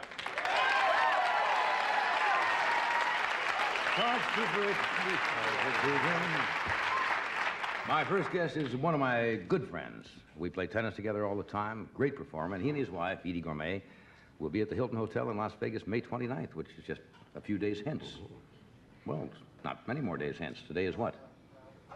25th. 25th. Thank you, Bob. Happy birthday again, Bob. It's an odd day. It's an odd day. Yeah. So they will... So you people, I know, will rush right up there. They're at the Hilton Hotel in Las Vegas, May 29th through the June 11th. June 19th and 20th, they're going to be performing at the Mormon Tabernacle. Yes, they're going to do a concert with the Mormon Tabernacle Choir. What? And an orchestra. An orchestra. And they're going to do a Gershwin concert. Utah Symphony. A Utah Symphony. Well, that's a place for them, in the Tabernacle, and because that way they don't have to travel too far. What does that even mean? And that's all the time we have tonight. Could you welcome Mr. Steve Lawrence? All right. How did we get Edie? Oh, seriously, we went through all that and we don't even get him in the joke. This guy was live. This is his whole act. This kind of vibe. For once in my life, I have someone who needs me, someone I've needed so long. For once I'm afraid I can go where life leads me. All right, that's fine. Good for him. Good for him. Seemed like a good enough dude. Just wasn't really my thing. Steve Lawrence lived a nice long life. Don't know when his wife died. Is his wife alive? No, Edie Gourmet's got to be dead, right? Let's see. Doesn't say it was survived by Edie Gourmet. How long did he go without her? Let's see. When did she die? Edie Gourmet died 2013. So he's gone 11 years without her. That means he didn't love her. That's terrible. And that's not what that means at all. But they always tell you these stories about they were married for so long and she died on Friday and then he died on Sunday and he was totally healthy before. They always tell you those stories. They must have been so in love. I'm like, oh, stop it. Just because a person you love, don't even, because by saying that, they must have been so in love. You're suggesting that somebody who loses the love of their life and then lives for another 20 years somehow didn't love that person as much as, I don't know. Things are weird. How about when you die, like within days of the person you love dying? How about that being a sign that you're weak? How about that being a sign that, huh? I mean, I know we spin it to, isn't it beautiful? No, not for the children of those people. Not beautiful. They just lost both their parents in a weekend separately. Steve's going, I'm looking at these pictures now. I put Edie Gourmet's name in here. I'm looking at these pictures. I'm trying to decide if she's doable or not. And I don't think she is. I don't know. Not my speed. She's not beautiful. Steve Lawrence. What was he, gay? Steve Lawrence. He's a good looking guy. He seems like he could probably have done better than Edie Gourmet.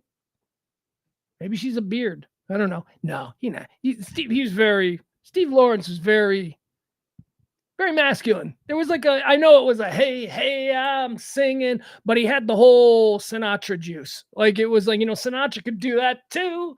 I could sing really feminine songs if I wanted to, but I'm Sinatra. And he could pull it off. So, Steve Lawrence was kind of that to a lesser extent. Here's something that I'm watching. I pay attention to Scholarship World, right? Because I've got a kid. I've got a kid who I want to send to an elite college, and I'm hoping that he's going to get a scholarship because old dad can't afford an elite college. So we looking at all of this stuff, different things. We're hoping football, but we can't put all your eggs in that basket. Look at this. Colleges, this comes from the Wall Street Journal today. Now we know that colleges now have video gaming teams, and they offer scholarships for kids who play video. There's professional video gaming. I mean, we see it on you. I mean, we know. Look, if you think, don't be like me. I was like old. I'm like, that's stupid. That'll never work. And then I watch like one rando video and it's got like 50 million views. And I'm like, fuck, apparently this will work. I don't know kids at all. They love this shit. In Chicago a couple of years ago, I went to McCormick Place for some professional video game championships. It was unbelievable. Tens of thousands of people, big money advertisers everywhere. I'm looking around going, this is huge. So schools started giving scholarships. They're developing programs to compete against other schools with video games. Kids are making millions of dollars playing video games. You're parents. You're not going to make anything of yourself doing that. Parents could not have been more wrong. Parents could not have been more wrong again. Why didn't you put me in? Well, actually, I did. I sat in front of a TV, an Atari screen, and played Donkey Kong and Asteroids and Pac-Man for weeks and weeks on end. And guess what? I wasn't any good. I just, I could play them. Average. I could spend 20 hours in front of a TV playing Atari, and at the end of it, I would just be okay. I'm just okay at this game. And then you have your friends who are like super good. So there is a skill set there. So that's one change in scholarships. We've been watching video games. My kid is apparently really good at video gaming. That's why I'm aware of the whole scholarship thing. And he's good at what is the shooter games? I don't even know what it is. What's the big Call of Duty? That's what it is. He's a big Call of Duty guy. Apparently he's the best with all of his friends and, all that stuff. Anyway, who knows? Is there a future in it? Fuck yeah, there actually is. There is a future in that. Wow. Which there wasn't when I was a kid. So I pay attention to that. Drone racing. Drone racing is another big one. There are a bunch of colleges that have drone racing teams because, the federal government is very interested in developing people who are extremely good at flying drones. So college programs have invested in drone racing teams. These are teams that build drones and then race them, and the winner has to navigate these very difficult sort of courses and all that with the drones. Of course, what are you doing with that? You are developing a skill to be able to do this. Does that have any military applications? Oh, why, yes, it does. Why, yes, it does. So the Heisman Trophy winner of drone racing in the future, he's going to be on a fast track to like a general You know, he's going to be like a colonel. He's going to. So that's the reason for the drone racing that they see. And same with the video gaming too. The military sees advantages in developing these skills because these skills are first and foremost pretty common in the modern world, and warfare and all of that is moving into a proxy state. And by that, again, I mean drones and not boots on the ground, death from above and whatnot. So these are skills that are needed. But here, this Wall Street Journal article is about a new type of program that is actually going bonkers in colleges, smaller colleges. It hasn't reached over really into the big Division I schools, but at schools that don't have the revenue stream from popular football programs or basketball programs, they're looking for other things. And a whole bunch of them have decided that cornhole is that thing. That's right, cornhole. Or as we call it in the Midwest, bags. Or at least I should say maybe in Chicago. In Chicago, it's known as bags. You want to throw bags? All right. Hey, what are you doing today? I don't know. I'm going to play bags. I'll come over. I want to play bags. And then I came down here and everybody's like, it's cornhole. I'm like, what? It's not corn. Kelly and I, we did a cornhole tournament down here, Kelly and I. And Kelly and I were like, the fuck is cornhole? And she's like, I don't know. And we get there and I go, oh, and we're both like, it's bags. This is bag. We call this bags. Bags is such a better name. Nobody wants to walk around. Hey, you want to go play a little cornhole? Yeah, some neighborhoods you get punched in the face approaching somebody like that. It's bags. We're throwing bags. What are you doing? Stop back, drinking beer, throwing bags. It's college sport now, dude. It's college sport. Winthrop University in South Carolina lands a celebrated beanbag duo from Colorado. This is history, says their coach, who is also a cornhole pro. I mean, we didn't get in the weeds on that, but so much from that statement that I love, that they're highly recruited cornhole duo out of Colorado. The world is changing, my friends. So I'll hold on as long as we can. Try to navigate the waves. I don't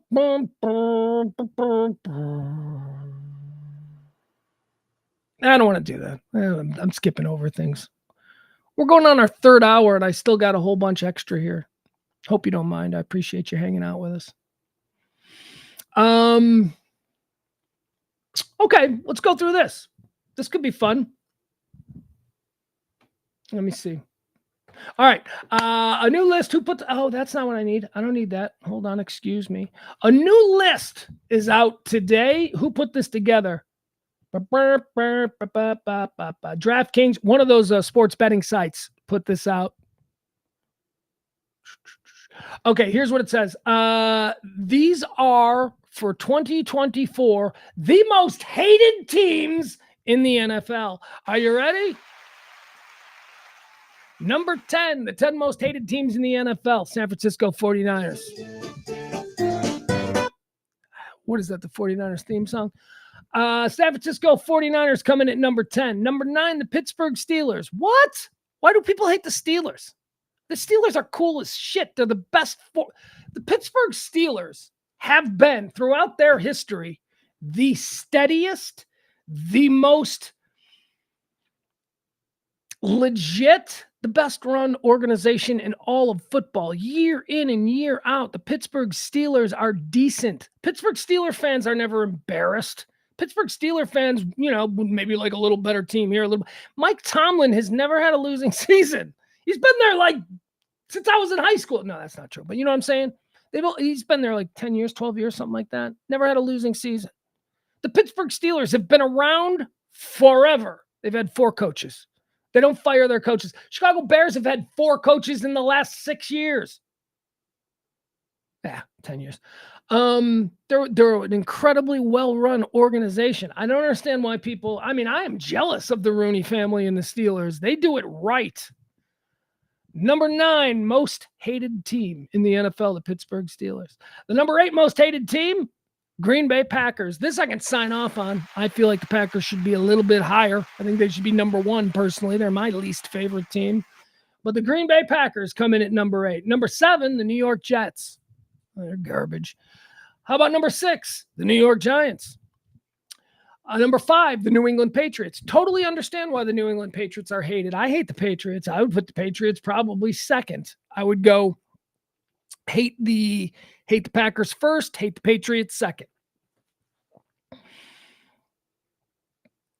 Number 4 is the Baltimore Ravens. For what reason? For what reason do people hate the Baltimore Ravens? They're relatively new. I mean, historically speaking, they have been good their entire existence. Baltimore Ravens have been around 25 years, 30 years, I don't know, 25 years. They've been to more Super Bowls than the Chicago Bears, who are the original franchise. From the day the NFL became a thing, there was a Chicago Bears. And the Baltimore Ravens became a thing while Friends was in production. And the Baltimore Ravens have more Super Bowls. So I understand why people hate the Ravens. They seem to be a good organization. Number 3, I get this one, the Philadelphia Eagles. Screw these guys. I hate the Philadelphia Eagles. I am shocked by number 2. The number 2 most hated team in the NFL.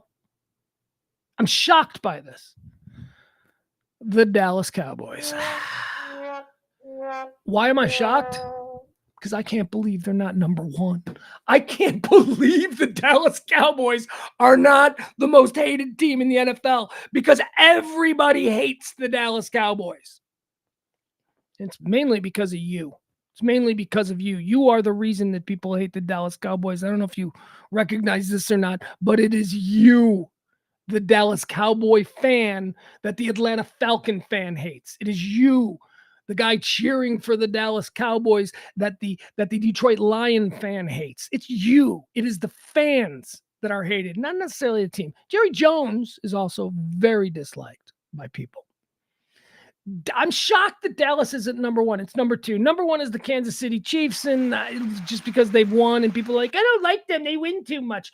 But what's interesting is the Dallas Cowboys are number 2. The Dallas Cowboys have been no threat to any fan base in years. There's, with the exception of maybe the Eagles, who might be like, well, they're our in-division, rivals. So you can see why Eagles fans, but why does everybody hate the Dallas Cowboys, a team that is so insignificant? It's like the Chiefs at number 1, we understand. The Eagles, we understand. The Patriots, we understand. They've all won Super Bowls in the last couple of years. They have broken the hearts of other fan bases. The Dallas Cowboy, the only fan base whose hearts they break is their own, and yet they are still the most hated team. I can tell you that I understand this at a molecular level. I hated the Dallas Cowboys my whole life. They made me sick. I thought they were just, and not because they're so good. I mean, that was the case in the 1970s and for a couple of years in the 90s. But for the most part, the Dallas Cowboys have sucked balls. But they walk around like they don't. That's what bugs people. This idea that the Cowboys think, the idea that ESPN has a permanent dude in Dallas covering a team as insignificant to the NFL as the Dallas Cowboy pisses people off. It's like, what? You mean to tell me that ESPN doesn't have a dedicated Patriots guy, but they've got Ed Werderer, who they pay for with an apartment in Dallas so that he can go, why? This team hasn't won a playoff game in 25 years. Why? That's why people hate the Cowboys. They don't get it. They don't get it. And Jerry Jones is just infinitely unlikable to the outside world. And I tell people all the time, my friend, one of my buddies who always just fucking hates the Cowboys and really hates Jerry Jones. He's like, man, nobody likes Jerry Jones except for you people in Dallas. And I'm like, what? People in Dallas don't even like Jerry Jones. The Dallas Cowboy fan base hates that guy. Dallas Cowboys are number 2. Hey, but here's the upside of that. You're big time. You're big time. Your name is in lights. You're America's team. You're the brand that is present everywhere around the world when it comes to NFL football, because the Cowboy brand, the Cowboy idea is synonymous with the American ethos. The freedom, the West, the Cowboys, the star, the white uniform. I mean, that all plays. That's all very well done. But people still hate the Cowboys. All right. What else do we have here? We have any other stories we can talk about? The Oscars. All right. So let's go through the Oscars, right? The Oscars are Sunday night. You guys seen any of the Oscar movies? Oscar. Hi, I'm from Chicago. Those are the Oscars. The Oscars are coming up. Feel like maybe I should do the whole rest. You know what? I'm going to do this whole segment like that. Because Oscars is a word that lends itself nicely to the Chicago accent. All right, let's see here. Actor in a leading role. Here's our nominees for actor in a leading role. You got Bradley Cooper for Maestro. You got Coleman Domingo for Rustin. You got Paul Giamatti for The Holdovers. Cillian Murphy for Oppenheimer. And then you got Jeffrey Wright for American Fiction. Here's what I'm going to say on this. I really want Paul Giamatti. To win because Paul Giamatti in The Holdovers was awesome. But, you always got to look out for Bradley Cooper, even though nobody saw that stupid movie. I predicted it. You guys remember. I said nobody's going to see this movie. This is a vanity project for him, Bradley Cooper. And now go make another, go voice the raccoon in Guardians of the Galaxy. One for you, one for us. Bradley Cooper, you do a movie, a passion project about some composer from the 1960s. It's shot in black and white. Very boring, very stupid. That's for you. Now go do the raccoon movie. That's how it works. I think it's going to probably go to Cillian Murphy for Oppenheimer. Doesn't it seem like it's all going that way? Seems like it's all going that way. It's going to be Oppenheimer.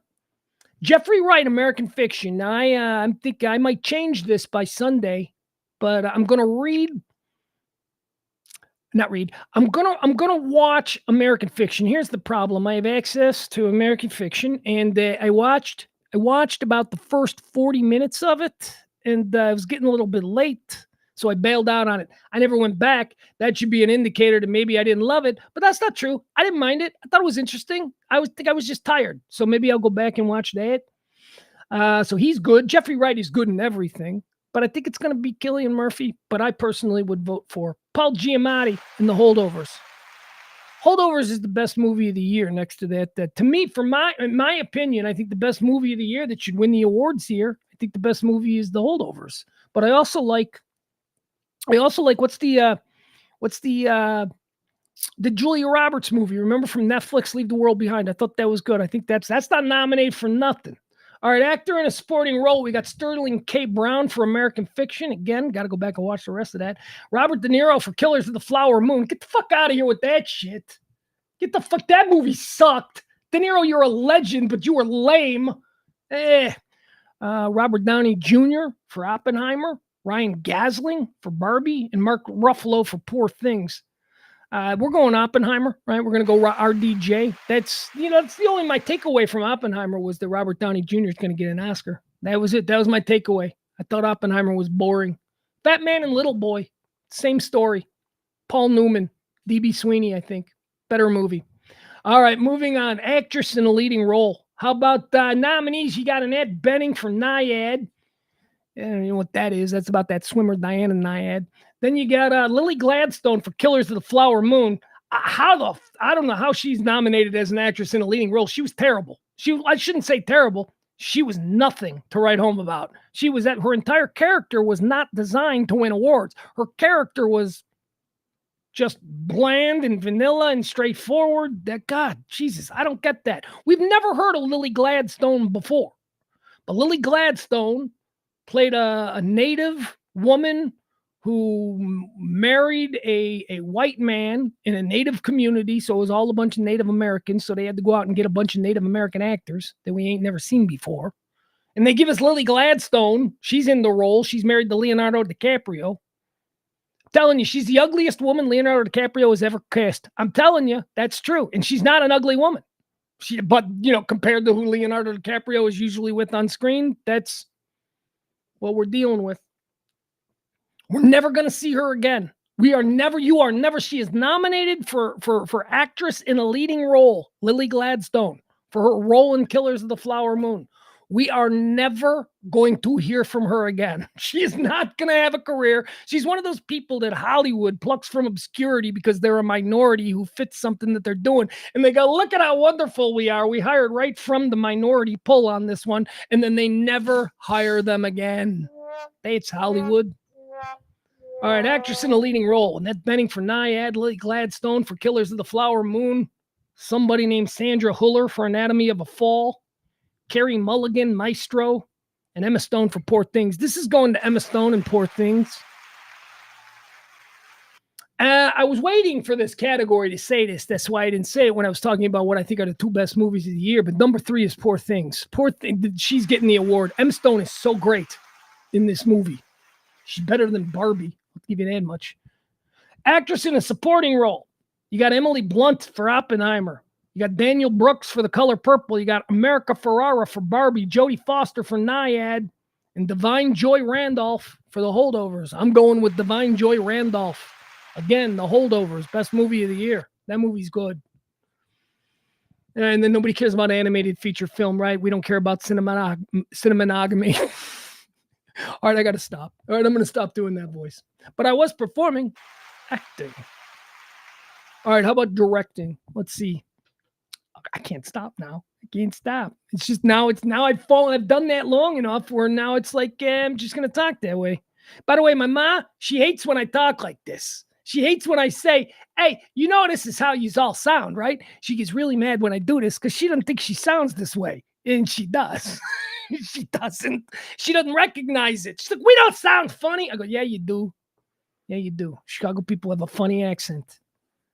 And I don't know why it's never been as popularly funny as like the Boston accent, the Pogtica, that whole thing. All right, let's do directing. I'm doing this all day. Oh, it's gonna drive my kid nuts.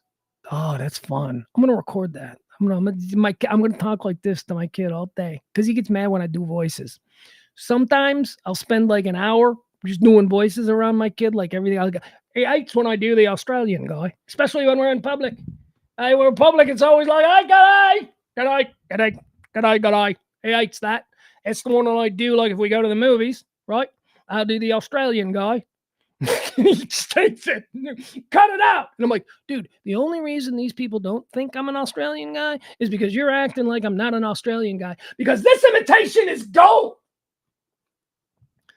Since there's a Russian guy, I do Russian guys sometimes. The Russian guy, he seems to like because there's video game character. That is Russian guy, so he does Russian guy too. Sometimes we drive around and we just talk like Russian guy back and forth. And we don't talk about Russian guy things. We talk about normal things that we'd be talking about anyway. But we just talk about it in this. Like, what do you want? You want a Taco Bell? Directing. Let's do directing. Anatomy of a Fall. I don't know what this is. I've never heard of Justin Triet, so good for them. Killers of the Flower Moon. Martin Scorsese. The fuck out of here, Scorsese. Look, you're one of the greatest directors of all time. They're not all going to be home runs, bro. Killers of the Flower Moon sucked. God, it was boring and self-indulgent. And the story could not hang on to its central thread. The story kept taking... Let's move on. Christopher Nolan for Oppenheimer. Again, boring. And then this dude named Yorgos Lanthimos. He directed Poor Things. That's the Emma Stone movie. I'm voting for this guy. That movie was crazy good. That movie was like Wonka-esque. There was like a Wonka vibe to it, but also like a really like interesting story and pulled together by just an amazing performance by Emma Stone. It's a good movie. It's Mark Ruffalo too. Who else is? I forgot who was in it with her. And then there's this guy, Jonathan Glazer, for the film Zone of Interest. He's nominated for director as well. I don't know anything about Zone of Interest. I've just heard it's a good movie. Zone of Interest is supposed to be a good movie. And I've not had access to it. Don't know anything about it. So, yep, there it is. And what about Best Picture? Do we have one? That's the last one we got to do, right? Makeup, music, who cares? Music. Best Picture. Here we go, folks. Oscars, Sunday night. Let's pick the Best Picture.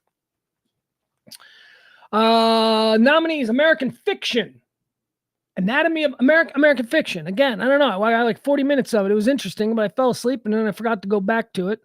That's what happens when you eat edibles. When you eat an edible before bed and you start watching a movie, and you might like the movie, but then you fall asleep and you wake up the next day, totally forgot what movie you were watching. Totally forgot. Just moved on. Now, if I hadn't eaten an edible, I'd have probably woke up. Probably would have awakened and said, I should probably make time some point this evening to finish that movie I was watching. But because I was eating an edible, I totally forgot I was watching that specific movie, and I just moved on with my life.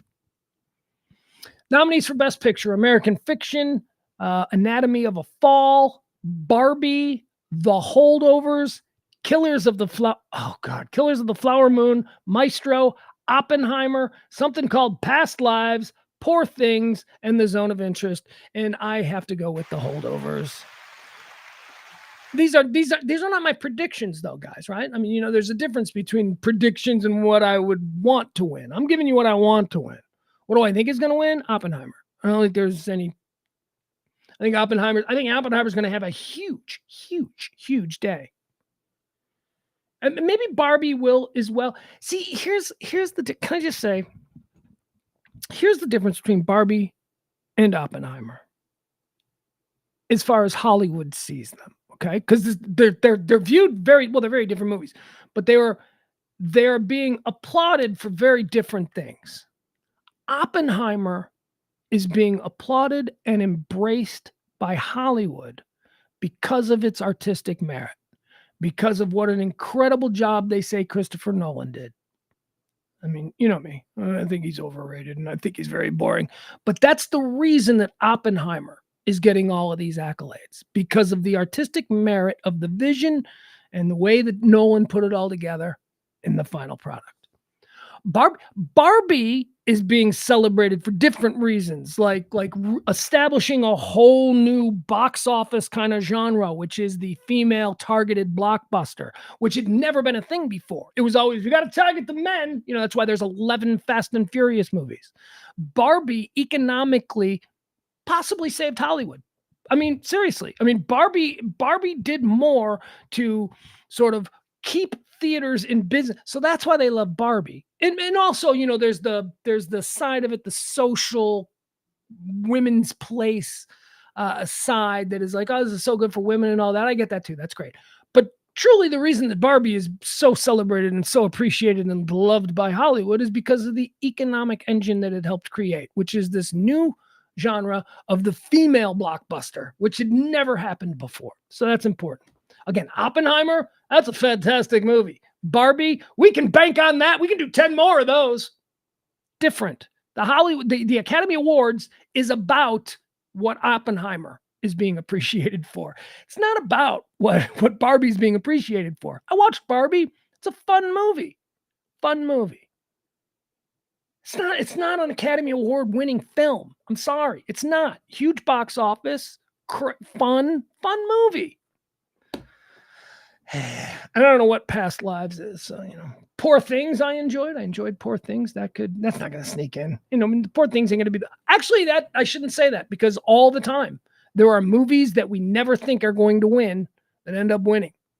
Like Moonlight. I didn't think Moonlight was going to win. I wanted Moonlight to win. I didn't think it was going to. And it did. So I was pleased. I'm like, oh, cool. Okay, that was a great movie. I didn't think anybody, What was it that year that I thought it was going to be? I don't know. Doesn't matter. All right, let's move on. There you go. What else can we do? Look at us, 314, and I'm looking for more to do.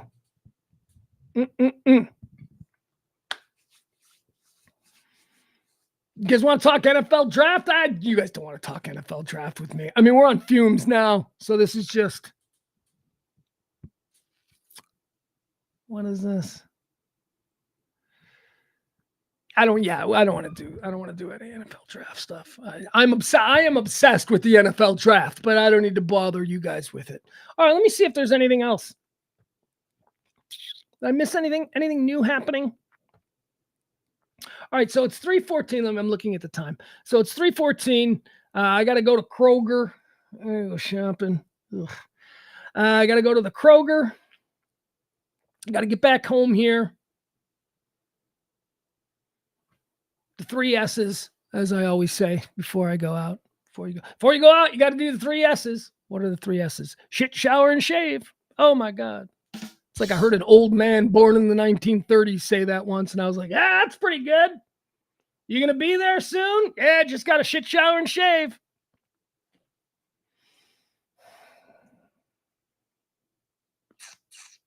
Does my kid got wrestling practice today? What is today? Today's Friday. Jesus, what am I, stupid? Yes, of course he does. Okay. All right, we're done. That's it, folks. I love you guys, man. We went through a lot this week together. We did. And I ain't talking about the news and all that nonsense. I'm talking about, squeaking by at the very last moment. You folks did it. I'd like to once again thank today's executive producer, a guy who I probably should have thanked more and, put him up there for coming through with the biggest tip last night.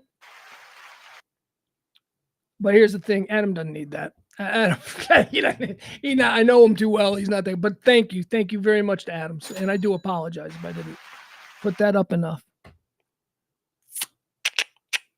What else do we got to do? What can I talk about? There's got to be something I can still talk about, because I'm looking at 316 and I'm like, I don't like that. I want it to be a nice round number. So what can I talk about? What am I watching? I'm watching anything. Yeah, well, I've been telling you about this. I've been watching on Hulu. I've been watching the FDR documentary. Except I got to put that on hold. I got to put that on hold for a while because there ain't no way my son's going to watch that with me. He's like, Dad, what are you watching? Like, FDR documentary? He's going to be like, ugh. And then he'll go in the other room. Oh, I can tell you 2 things that I sampled that I'm going to jump back into. I'm going to re-binge. Because as I say, for some reason, new stuff, there's nothing I'm really excited about. There's nothing new that's coming or anything. I'm like, I can't wait to see that. Now, I know that changes once you actually see something. You're like, that was good. I was surprised. And I know that I told you about the new HBO show, The Regime, the Kate Winslet thing. That's terrific. I can't wait for the new episode.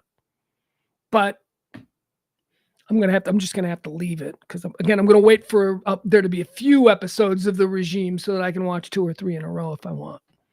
But I'm starting to re-binge 2 shows. Let me tell you about these shows, and I don't know if you've ever heard of these shows. Well, one of them I know you've heard of. The second one I'm not sure that you have. Have you guys ever heard of a show, or maybe I should say, do you remember a show that was on FX for 2 seasons, and it's now being promoted by Hulu? Well, anyway, according to my algorithm, it's like when I turn on Hulu, boom, it's the first one. Here's something for you to watch. And I saw it and I went, oh yeah, that show was on for 2 seasons. That's a pretty good show. I don't remember anything about it. I should go back and check it out. It's an old FX show called Sex, Drugs, and Rock and Roll. It's a half-hour sitcom. It's a Dennis Leary thing.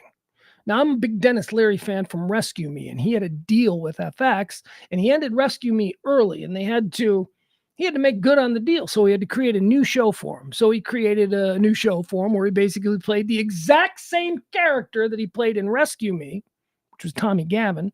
Played the exact same character, except this time, instead of him being a fireman who's an alcoholic, now he's a failed rock star who's an alcoholic. But that's what Sex and Drugs and Rock and Roll is about. It's about a band. Here's the premise.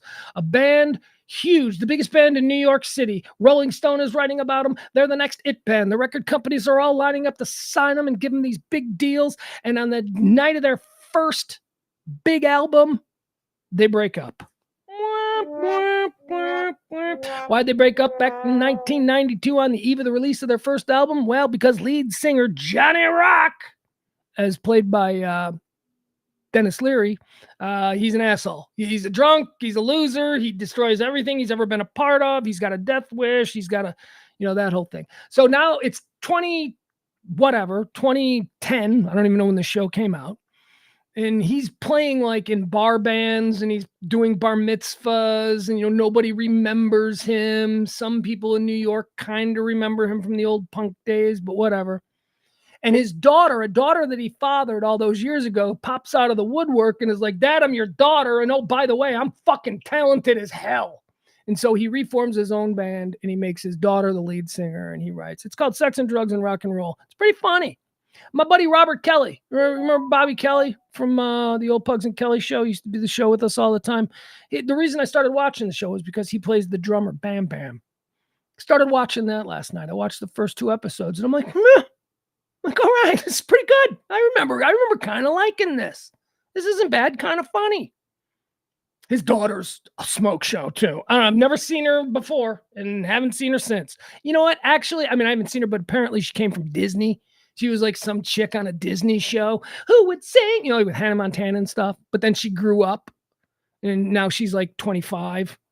And so she's like, I'll do the FX show where I play the super sexy lead singer of this band. Yeah, she's pretty hot. And she's Dennis Leary's daughter. That's good. So Sex and Drugs and Rock and Roll. I am enjoying that. I'm gonna watch that again. Don't remember anything about the series other than, you know, the basics. The other thing that I jumped into that I watched an hour of last night, about 8 o'clock, and I'm gonna binge it this weekend with my kid because I need something for him. Here's the trick. When he comes into the room where I'm watching TV just to hang out and play on his phone, because that's what he'll do. He'll just come in to hang out with me, and I'll be watching something, and he'll have his headphones on, and he'll have his phone, and he'll just hang out, and then every once in a while he'll go, "Hi, Dad," you know, talk and stuff like that.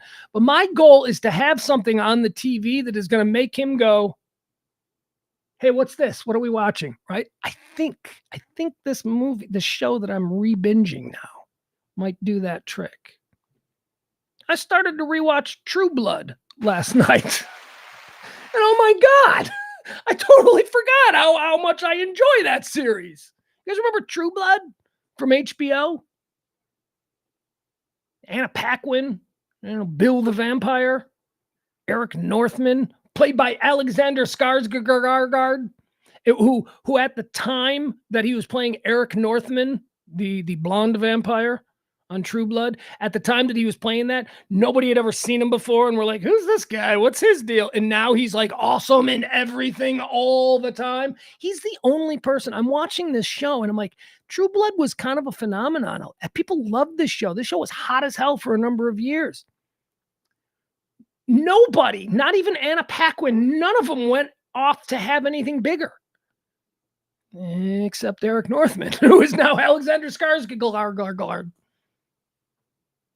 Jason, who played Sookie's brother, you know, the idiot, he ain't go on to do nothing.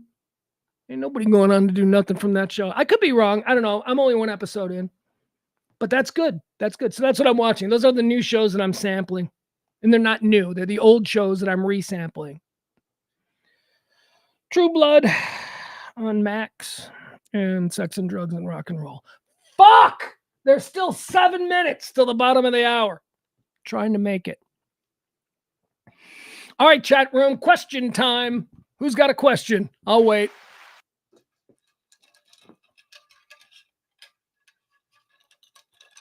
Oh my God, I'm drinking 3.5 hour old flat soda.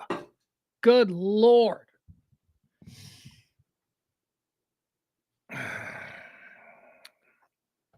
So I'll take questions. So I'll just sit here until I get a question.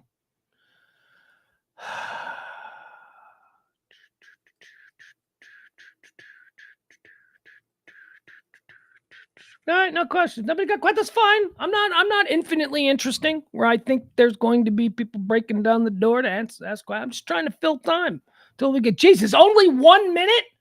Oh, 2 minutes now. 2 minutes. Oh, Barney, there's a question. Barney says, how's the no caffeine treating you? Terrific. I will tell you this, however.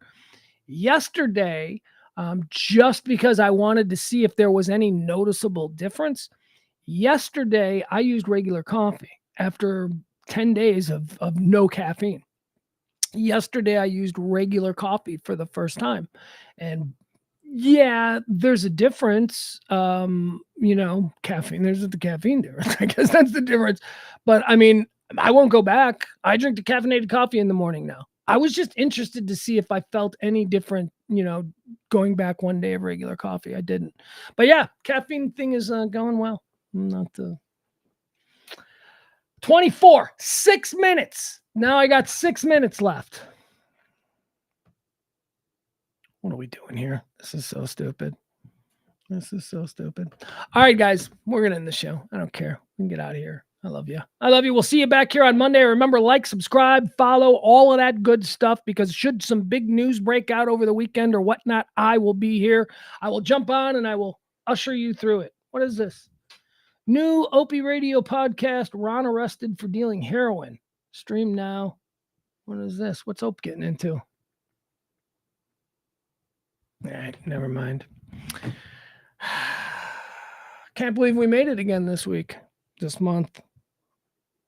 What is it? This is like, we can't just say goodbye to each other. Have a good weekend. I got nothing else to say. It's been a 2-hour and 20-minute stream of consciousness. At some point, I got to just shut up. Maybe now's a good time.